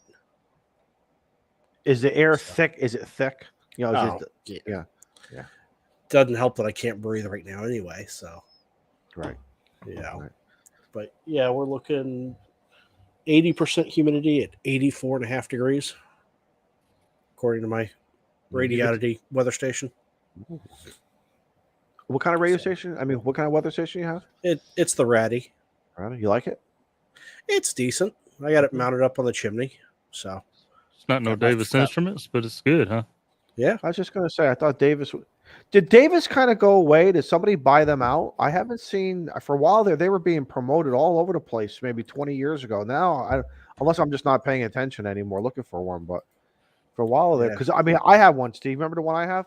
Mhm. And I mean, that thing's got to be 15, 18 years old. I don't even know if there's parts available or, when it. Yeah. They're still out there. They're still out Davis there. Instruments still out there selling. Okay. What's the one that Eric from Ham Radio Concepts was pushing a while back?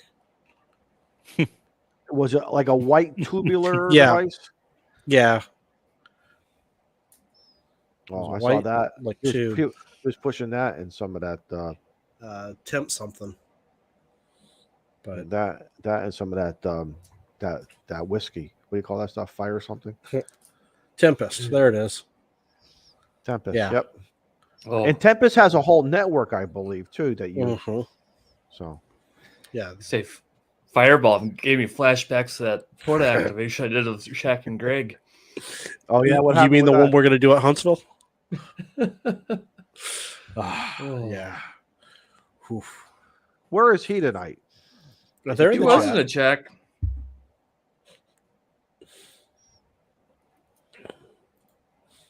Fireball, man. I've drank in Fireball maybe 3 or 4 times, and it goes down easy, but it's just not for me. But man, I can understand that stuff can get you lit real fast.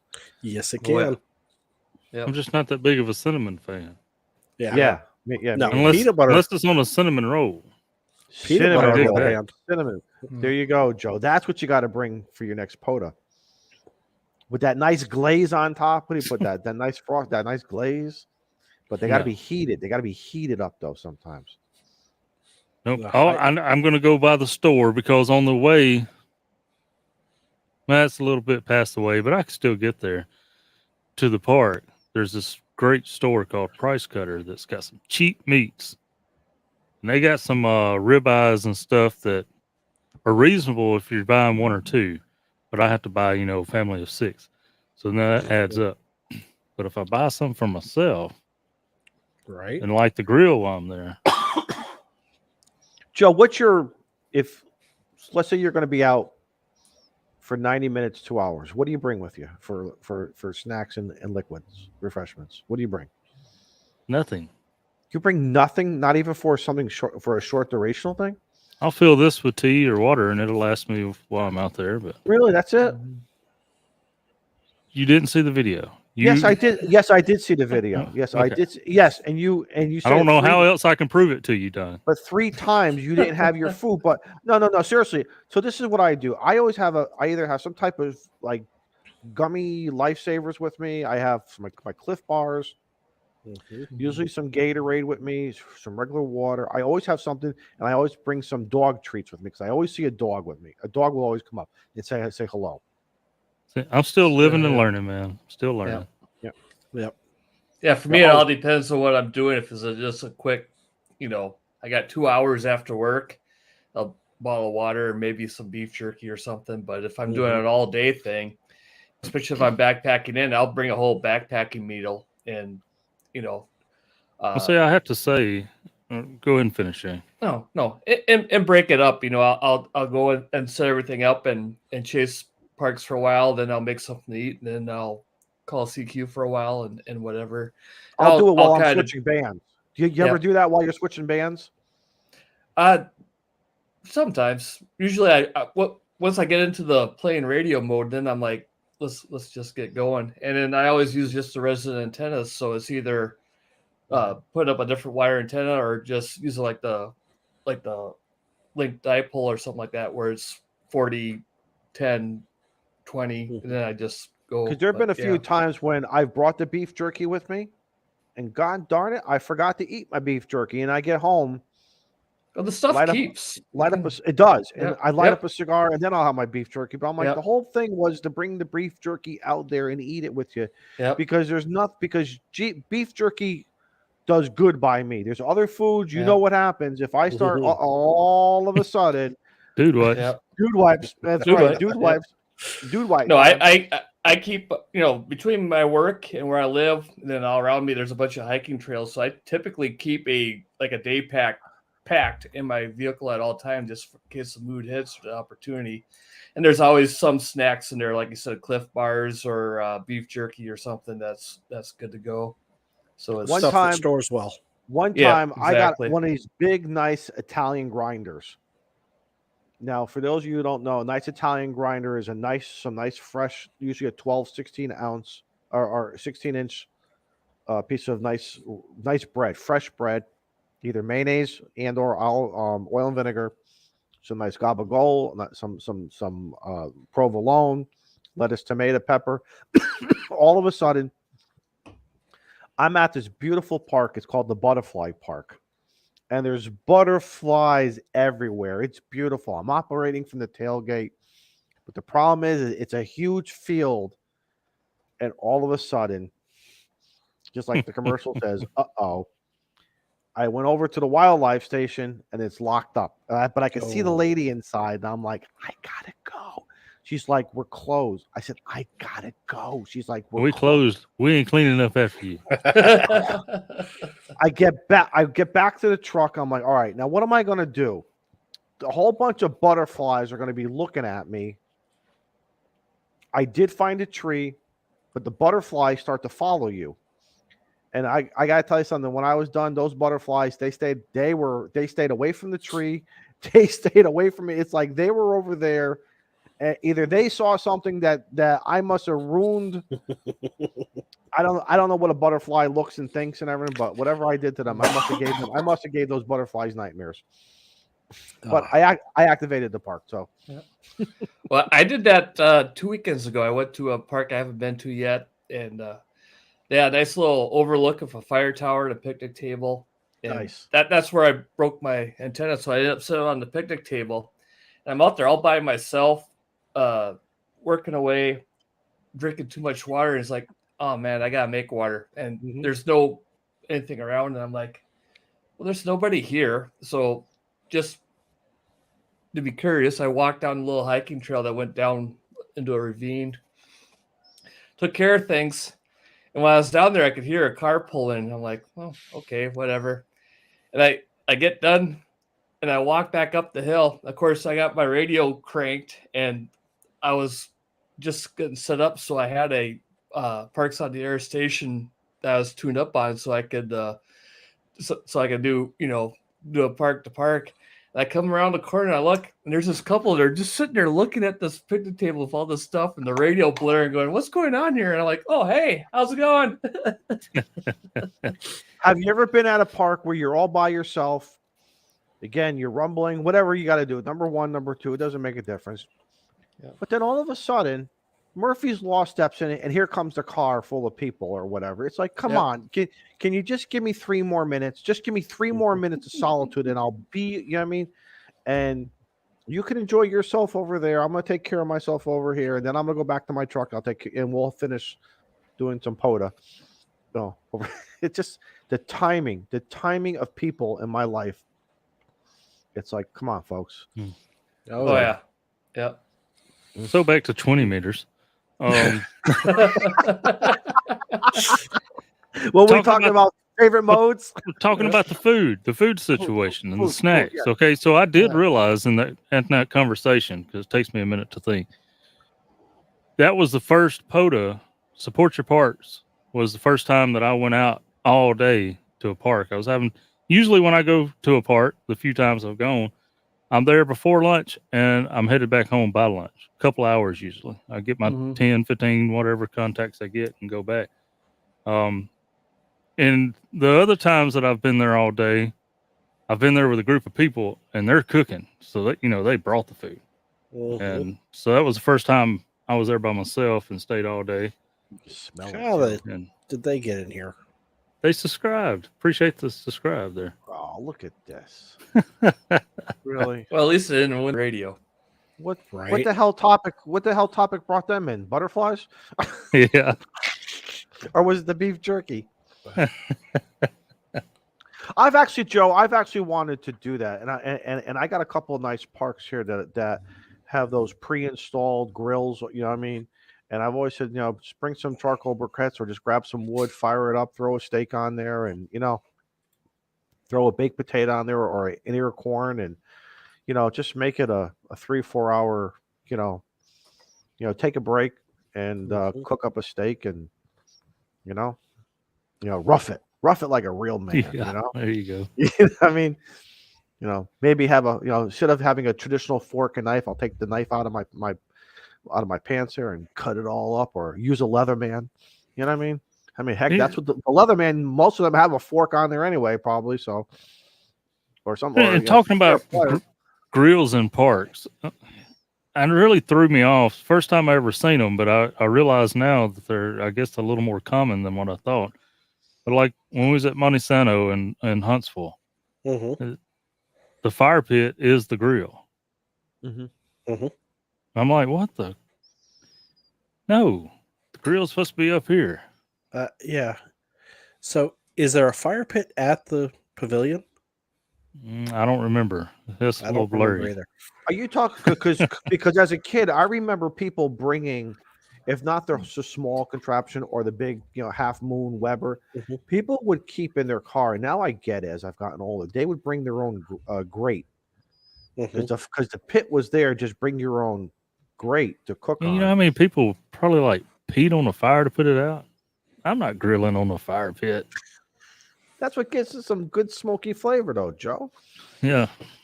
Come on. Good. Just imagine if somebody drank a lot of bourbon the night before, it would be make a hell of a fire. Joe, just like all of us, you drank from the garden hose. You'll be all right. You'll be all right. Oh, yeah. Fire kills everything. You'll be all right. It does. You'll be fine.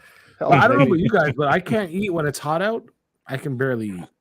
Yeah. Oh, man. You can give me a small little bag of chips and I'll be good for cold bologna sandwich. Some people put a cold tomato on it too. I was gonna say cold sandwiches. Yeah, I could do that.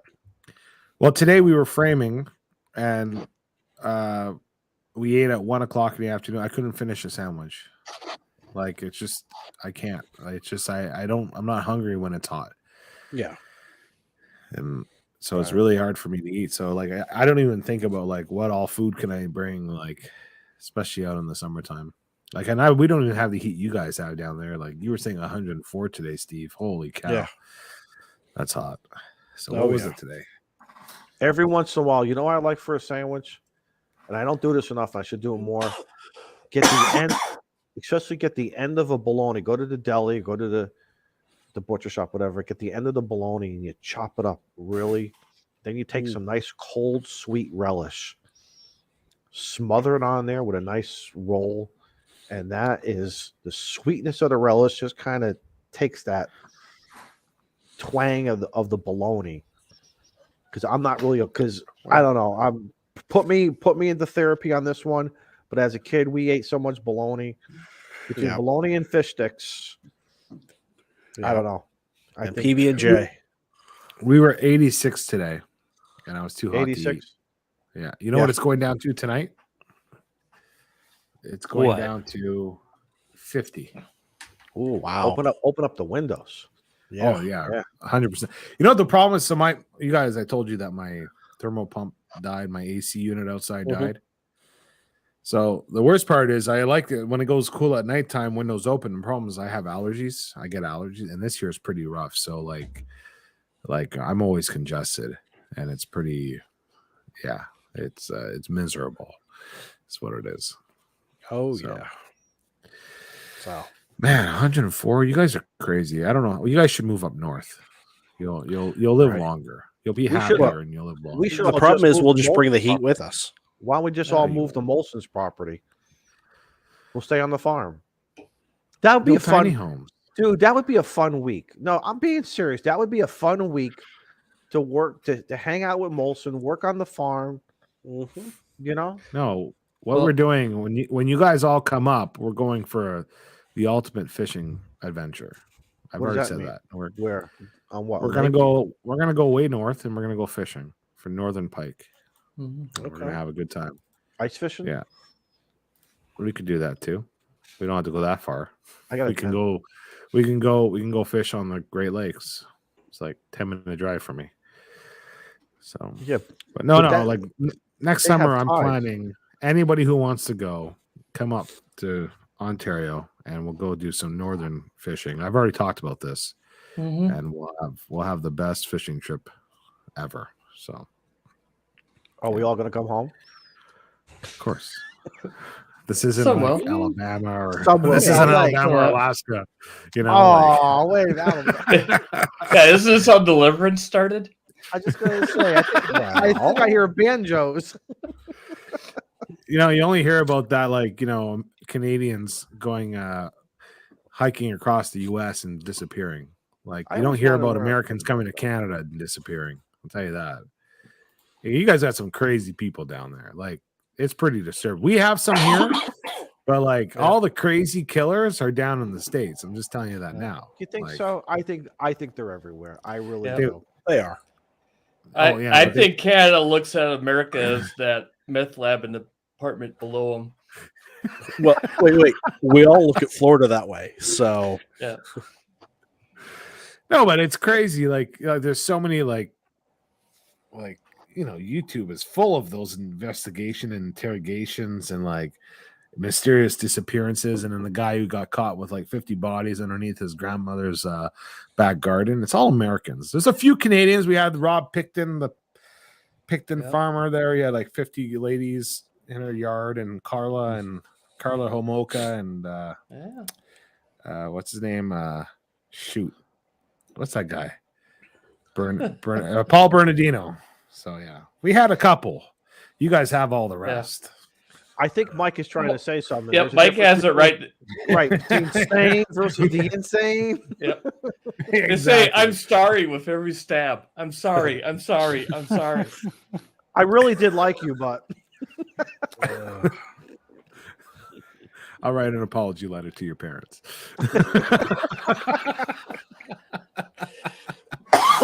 damn it. Seriously, Molson. One night I had nothing else better to do at work.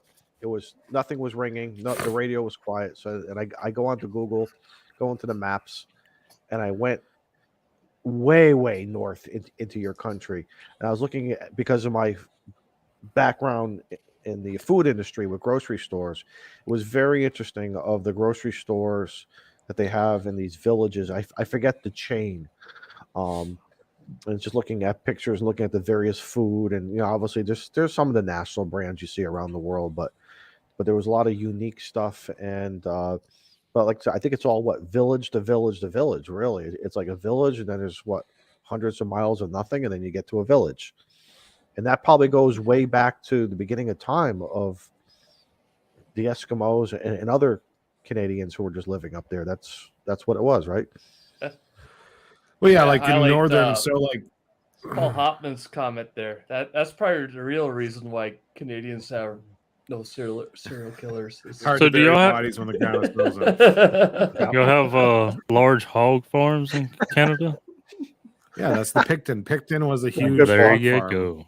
There you Yeah, go. so you be quiet. No, well, so there's there's one highway that goes up from Ottawa. It goes pretty much straight north, and then it cuts across the country. It's the Trans-Canadian, and so you have small towns all along there. But most of Canada's population is in Toronto and Montreal, which are about 500 kilometers apart, about a 5-6 hour drive apart from each other. But the And that's what logistics probably, I of think- getting product up there, though, is through 18. Well, do you know that the busiest highway in North America, and that's including the U.S., is between Toronto and Montreal? Mm-hmm. The busiest highway in North Really? America is between those two. Yeah, it's not some highway in California. It's the 401 between Toronto and Montreal. Busiest highway in North America. This is a fun fact. I'm farther north than Toronto and Montreal. Oh, Yeah, now, you see, now you're going to make Yep. me go to the map here and look at that. Yep, I'm above the 45th parallel.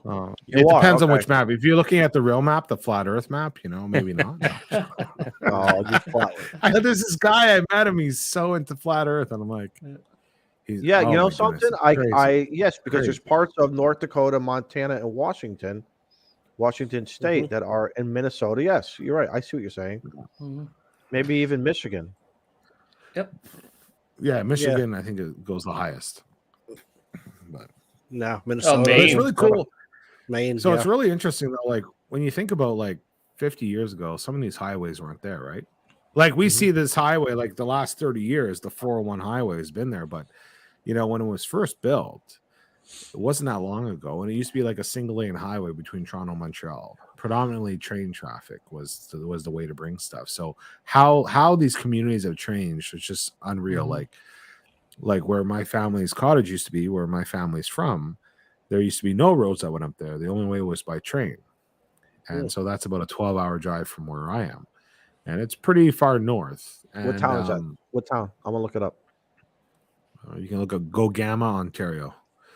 Gogama. That's where my grandfather. It's about 5 minutes down the road from the res. So that Right next to a truck stop right now. I see a truck stop. The Watershed Car and Truck Stop. Well, that's about 25 miles away from the town. That's south of the town. Okay. Anyway, so like back then there was no highways, there's no nothing, and so it wasn't that long ago. It's crazy. We think like these internet or these transcontinental highways or these between major cities, they weren't built like 100 years ago. They were built like 50 years ago, 40, 60.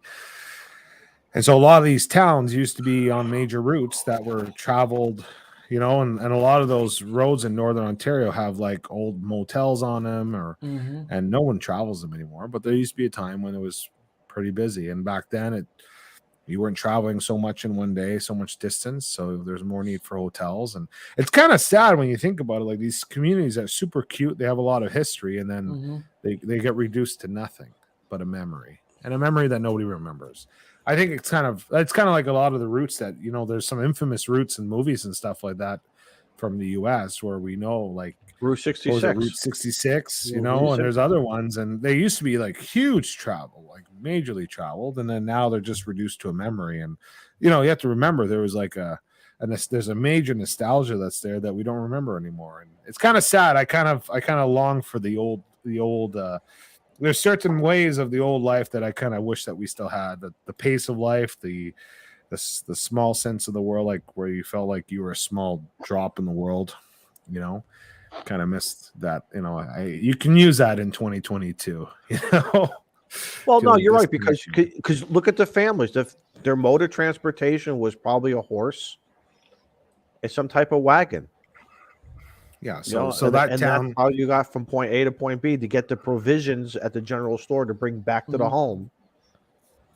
Yep. So like if you look at a map, James Bay. So up in the top, you have James Bay. So back in the day when they used to trade skins with, bring them back to England, the traders used to go to James Bay and they used to travel down by canoe, and they used to go to like Gogama was an outpost. And so there's a lot of those towns started as outposts as well. I'm looking at that's the way most of the towns here in Wisconsin started off in the northern part. A lot of the older towns are all on river systems that connect, and that's why a lot of the older towns, because it was the French fur traders, have a French name. Like there's La Crosse, Eau Claire, so on and so forth, or else they're named after Native American influence, like Menominee or Minocqua, or all these strange names. And that's what it was. Is a lot of it with us is the rivers would basically link through into the Mississippi, and a lot of the fur trading from southern Wisconsin, Minnesota, in this area it'd start off in the Mississippi, worked their way up here to the St. Croix River, which is, a French name, St. Croix. And they'd go paddle upstream to Solon Springs, where you could portage about 1.5 miles to the Brule River. And the Brule River flows north into Lake Superior, pretty close to the Apostle Islands. And then there was a port on Madeline Island that was like the biggest fur trading area in this area. And it was, the North by Northwest Company and Hudson Bay Company were all involved with that. So that same thing with this area, where back in the day, all the highways were rivers where you'd canoe and everything. Have Could we you ever imagine those talked guys about- that? Oh, go ahead. I was No, just you're- saying, like, there's like, so if it takes 10 hours to drive from where am I up there to Montreal, or about 10 to 12 hour drive, depending on how fast you're going, is how long it used to take to drive up there when I lived in Montreal. And back in the day, they used to do exactly that. They used to canoe and portage from up there all the way down to Montreal with their furs to bring them to the fur trader in Montreal. So that's let's say, because it's not a major highway, it's like 90 to 100. It's 90 kilometers an hour. So times 12 hours. So you're talking about, 1,100 kilometers, right? That's a hell of a trip, and that's highway, that's roads. That's not like portage. That's not the muscles these guys used to have, man. Like the stamina they used to have would be insane. One story that, like, one story I had on the St. Croix River, like I said, a lot of them would start off at Fort Snelling, which is in the Twin Cities area, and at the time there was a Native American war between the Ojibwe and I believe it was the Fox, and they were fighting along the St. Croix River, and the outpost at Fort Snelling said that the traders could not go up without a military escort. So at the time, there was like 3 canoes of French voyageurs who were fur traders, and they had 1 canoe of the U.S. cavalry, basically, that was going to be their escort. Well, the army guys couldn't keep up with them, so the voyageurs would go a ways and they'd have to stop and wait for these guys to catch up to them. And they got tired of that, and they said, "We're going." And they said, "Now follow our escort." And they said, "Stop us." And they just took off, didn't have any problem. They got to Madeline Island 3 days before their escort showed up. I mean, those guys were just machines. They like Daniel's saying, they were tough SOBs, that's for sure. See, it would be contradictory. So they probably would have been safe anyways, because they were trading with the First Nations, and the First Nations were getting money. It was a transaction, right? So it would be counterintuitive to shoot the person who's paying you. Right. So the main thing is it would be, if the 2 nations are fighting each other, they're worried about that. And if they see some white guys come by in a canoe with some furs, they're not going to say anything. But if they see some white guys come by with rifles, they're going to say, "Okay, now we got another fight on our hands." So they'd be safer without the military escort than they were. I agree. Yeah, when you think about it, it'd probably be. So you're talking about the geography in Canada and North U.S. and stuff. Have we ever talked about the U.S. town that you have to have a passport to go to? No. What town is that? Do you know what town it is? Yeah. I stumbled across this, and it's landlocked inside of Canada. So it's the only way to get to it. But it's Point Roberts. Yeah. Yep. It's just a little old town, but just on the other side of Lake of the Woods, isn't it? Something like that, because I think some of their main travel is when the lake's frozen. Yep. Point Roberts and Washington State. There's stuff like that all over. Like, you have to go up into Canada, come back down. There's a place not far from me. There's the so what's really messed up is there's the Akwesasne Reserve, which is not far from me, and it's part Canadian and part American. And so if you go to the Ontario portion, you don't need to have you have to have your passport to come back into Canada. But if you want to go to the Quebec version, which is the state over, you have to go into the States and then up into it. It's like that all the way along. There's even towns that are split right down the middle between Canada and US. And there's literally the border right down the middle of the town. And there are blockades. There are concrete pillars going down the. Funny you said that, because I was looking one time because I haven't gone all the way between Vermont, New York State, and New Hampshire, but I've always looked at the line. And I'm like, is it real? I mean, sometimes it looks like some really podunk area, but don't let that. Everyone has told me, do not let that picture. It doesn't tell you there are guards there. You will be stopped. You gotta, as well as leaving and coming back. So, I'm looking at like this one route 139, and 139 out of Richford. Yeah. Yeah, there's all kinds of mess. Like, Is it weird easier stuff to in get the into border. Canada? Serious question. Is it easier to get in versus going from Canada to the United States? If you're a good boy, there's no problem going either way. There's no problem. Okay. Well, I'm a good boy then. All I'm going to have under me is a 705. I mean, what's that good? Honestly, there's like, it's super easy. Like, there's no issues. Like, first of all, we're not Canada's Canada, so we have good relations. And you just Do I have go to? the Do I have to border. dupe them a couple of cigars? I mean, No, you just have to, like, why are you coming? Coming for vacation? Cool.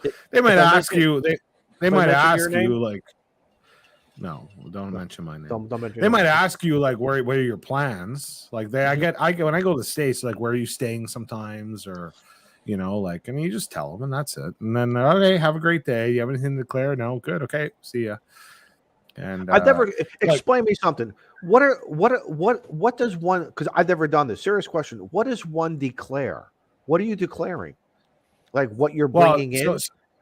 Well, first of all, if you have over $10,000 cash, you have to declare it because they want to make sure it's not connected to any type of criminal activity. Because over 10,000 is a little. Who carries that? Not me. So when you drive across the border, if you go for 24 hours, you can go shopping and bring back so much money without so much value without being hit with it, right? Okay. And then for every 24 hours more, you can bring back a certain amount of monetary value in goods that you purchase without getting duties. Like you still pay taxes and stuff, but it's not hit the same. So when you come back, if I go to the States and I go to Messina or I go down to Albuquerque or whatever. No, not Albuquerque. Anyways, there's a town with like those outdoor malls there. Anyways, if we go there and we go shopping and I come back with $1,000 in good within 24 hours, I'm gonna get duties on that, right? So that you have to declare that stuff, and that's it. If you go there for business, you have to declare what you have and who's getting the duty on that? The United States or Canada? Like, so if you're American, you come up here and you go back, you pay duties there. If you're Canadian and you come back here, you pay duties here. It's where you're bringing the goods to, right? Gotcha. Okay. You're crossing a border with goods, and you have to declare it and pay the taxes to bring it in. I know around here, a lot of people go out for fishing trips and they'll smuggle across booze and beer because you can only bring so much across the border. And then they just don't want to buy it up there. And it's just kind of the good person being bad for a minute, and they try to pretend they're a smuggler. So is there a limit on cigars? Seriously, because what if I want to bring 50 to 100 cigars with me? I know one time I went on a trip and we had one cigar smoker, and he got questioned coming back because they were making sure he wasn't trying to bring in Cuban cigars. That was back in the day. I think now you can get Cubans in the U.S. Is that not good ones? Yeah. Well, if you bring back 100 cigars, they're going to ask you what's your purpose of it, right? Yep. Like anybody brings anything, personal consumption. Yeah, but at 100 or 150, then you start to question if you're bringing them back. I want to fill my humidor. I mean, that's valid. I mean, mine that's is valid. Right. I was just saying, mine is for valid. It's not like I'm going to turn around and sell them to Frank the Tank, for a 3 times the value. I mean, that's not my intentions.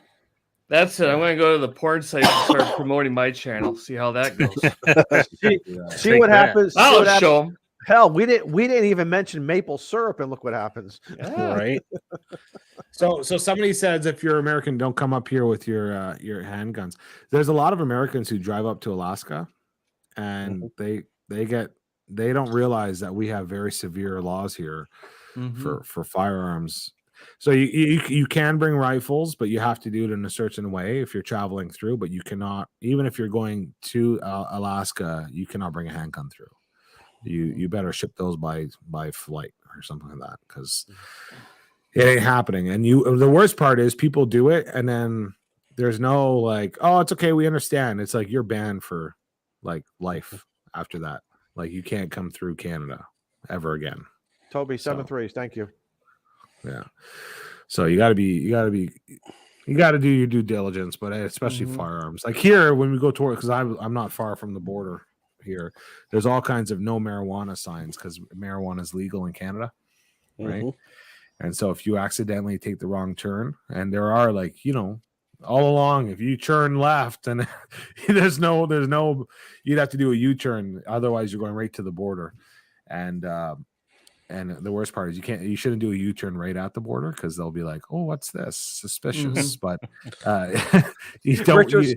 Richard's saying tasers too. Yeah, you can't. Tasers illegal. Brass knuckles are illegal. There's a lot of stuff. Knives longer than 3.5 inches.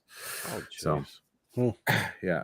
So serious question. So if you're going on, and Shane, maybe you've had this. How do you go on a fishing trip and not bring a knife with you? You don't need a knife longer than 3.5 inches. You can't have a switchblade. Those are illegal. You can bring knives. Like we have knives. My son's got a collection of knives. It's just like who needs a friggin' machete? Like you know, like and you look at machetes. I thought we all need machetes. I mean, we all have a machete. If you look at a flaying knife for like Walleye Northern or something like that, you know, it's a 10-inch blade, but it's it's paper thin, and you're not gonna, you know, they know that if you're up there for fishing, you're not gonna rob a liquor store for a flaying knife. You know, is your fishing license carry over? Nope. Just like ham radio, you gotta get a different license. Oh no, I can't operate up there. I gotta get a reciprocal. I gotta apply for it. No, you just come up and you use the stroke. If you're in Ontario, Stroke Victor Alpha 3. So we have an agreement between Canada and the U.S. Oh, you just operate. You just sit at Molson's house and use his call sign. Yeah, that's right. But no, you have to get a Ontario fishing license or anything. You know, just like here in the States, you know. My Wisconsin fishing license doesn't work in Minnesota. I gotta get a Minnesota one. So yeah, but you can bring a fillet knife, like for doing your fish. Like it's when you bring like, you know, those you know, there, you know, like there's utility knives, like for like hunting utility knives and stuff for that. Like those are fine, and you can bring those if they're 3.5 inches. I think it is the max. But no, I wouldn't allow none of it. No, bring your soap and shampoo. The rest of it you buy when you get here. Why not? That's what I'm thinking, Joe. And Enzo's like, but I don't want to pay duties coming back. Why would I have to declare that crap? First off, if we're going hunting, we're not going to be showering because we don't want our scent. So we just need to build up a natural. Am I right? Well, the funniest is like I've seen some, you know, those border custom shows there on Discovery and stuff like that. And people go down to the States and they come back with like a suitcase full of brand new clothes, right? And they're like, but it's mine, and I'm bringing it back. They're like, well, the tags are still on it. Like, all you have to do is take the tags off and ruffle them up a bit. You know, there you go. This is why we have our show, Hints from Molson, how to get it across the border. But you're like, they're like, but they all have tags on them, miss. And they say, but you know, they're mine. They're like, but you bought them down there. You've been down there for 24 hours, and then you're just like, why didn't you just take the stupid tag off? Right? The pair of Levi's. No, but it's not bad. It's not unreasonable. But anyways, so yeah, don't come to Canada with a gun or you know, brass knuckles or a switchblade. Has it gotten easier? Do you think it's gotten easier or harder? Well, I remember I used to go down to the States by plane with my driver's license. That was my ID, right? And that all changed in, you know, 2001. But it's you know, like, listen, if you got no criminal, like, you know, if you're a good boy and you have nothing that you've done wrong, like, it's literally like checking on a domestic flight with a quick questionnaire. You know, it's not. I mean, the first time Sue and I went down to Florida, she looked at me like, "You're going to get us in trouble at the airport." I said, "No, I'm going to do it smart because I'm a good guy." So in my separate case, I had a radio, antennas, a whole bunch of stuff. I threw a copy of my ham radio license in there, and I just left a quick note that says, "I'm a ham radio operator, and if you need to pull me from the crowd, I'll verify." But just and they did it one time where they actually did it because you know how you could tell when they open it up. I think they have to tell you, and everything was in there. They looked, they didn't find anything, and obviously, like I said, I'm not. But they did question me regarding my cigars. I'm like, you really? My cigars? I got all this hammer, all these wire stuff. You think something that can, blow the plane up or blow up Disney World in the castle, and you're worried about my cigars? Yeah. See, Whatever. now you got to now that you said that, the next time you go on a plane, they're gonna be like, so on August 2nd, you were on a YouTube show and you talked about blowing up the plane. This was like Shane's gonna have fun doing the metrics for this show. Oh, no doubt. So. No, but it's things have It was changed. Southwest too. things have changed. It's pretty crazy. I remember I remember one time I went on the plane with, like, this was back before 2001, with a bag full of tools. Mm-hmm. And now forget it. You can't even you can't even put a razor blade in your bag. So it's. Sir, what are you going to do with that crescent wrench? No, literally, I had like an electric drill. I had all kinds of tools, and I had a small little duffel bag of clothes, and I had a suitcase and I checked them in carry-on, and it wasn't an issue. Well, that's back when it was Nike had batteries too. Yeah, that's right. But no, I don't know, but it's not that hard, man. It's just like, honestly, I don't know. It's traveling. A little common sense. Yeah. Well, even traveling to China was no issues. It was like, what are you doing? Going here? Like, it's super simple. It's not hard. Like, if you're just going for fun or for work, you just tell them what you're doing, and there's no issues. Especially between countries who have an agreement. Like, just walk in. Hey, I'm going there for this. Great. Have a great day. You're a good boy. There's nothing for us to be concerned about, and we'll see you in a couple weeks. That's that simple. My dream has also been to go to Japan and play ham radio in Japan. Something tells me it's wild over there. I don't know what. Maybe I'm right. Maybe I'm wrong. But I want to play ham radio in Japan. Whether POTA, get on the repeaters, get some D-Star in. I want to go crazy in Japan. I don't know. You might be like, I can't understand a damn thing anybody's saying. Oh, come on. Everybody knows English. Come on. I'm sure I can. We can, Anyways, guys, should we wrap it up? Yeah. Yep. Probably about that time. Before we talk about traveling by train. or a mule and oxen. And hey, our forefathers did it, and they did it well. So could you imagine traveling across like think about back in the day when the first explorers went across to the west? Yeah, doing the Oregon Trail. Right. Man, can you imagine when your that wagon wheel broke down and you got to fix it in the field? And they made do with what they had. I'm sure they had a spare wagon wheel with them. Come on. I think that's somehow those bohunk towns in the middle of nowhere started, where somebody just said, screw it. Let's build a house right here. I'm not going any farther. Maybe that's you're right. You're right. And then some other guy said, hey, I can make some money with these people passing through. Yep. And we'll put a hotel up. We'll put a general store. We'll do the brothel. I was going to say this earlier. Out in North Dakota, I used to go out there quite a bit. And local historian pointed out where a lot of towns are in a straight line. They're about 20, 25 miles apart. And it was watering stations for the old steam locomotives. It could only go so far on the water. They had to refuel.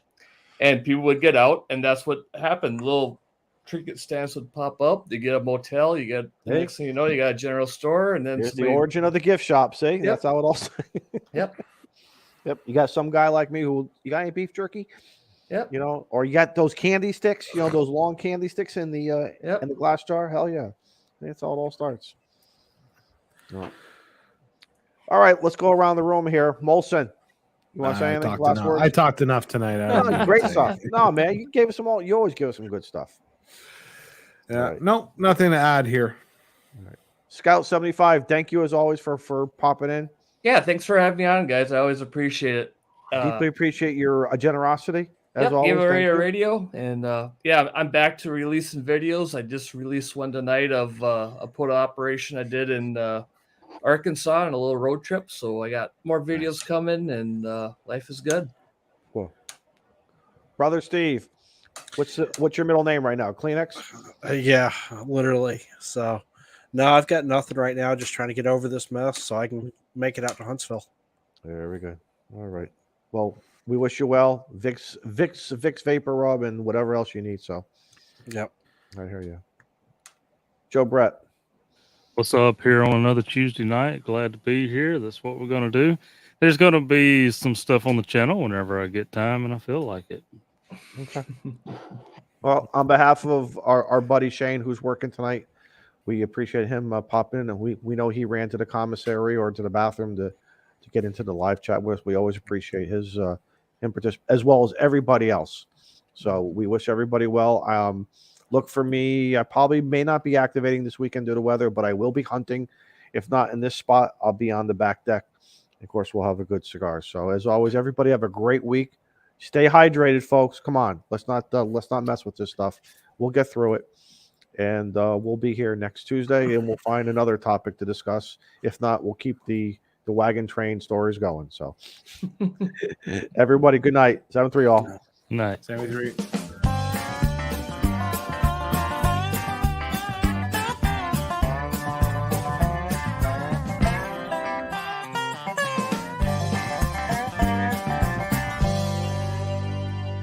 Someone's got to go feed the horses now.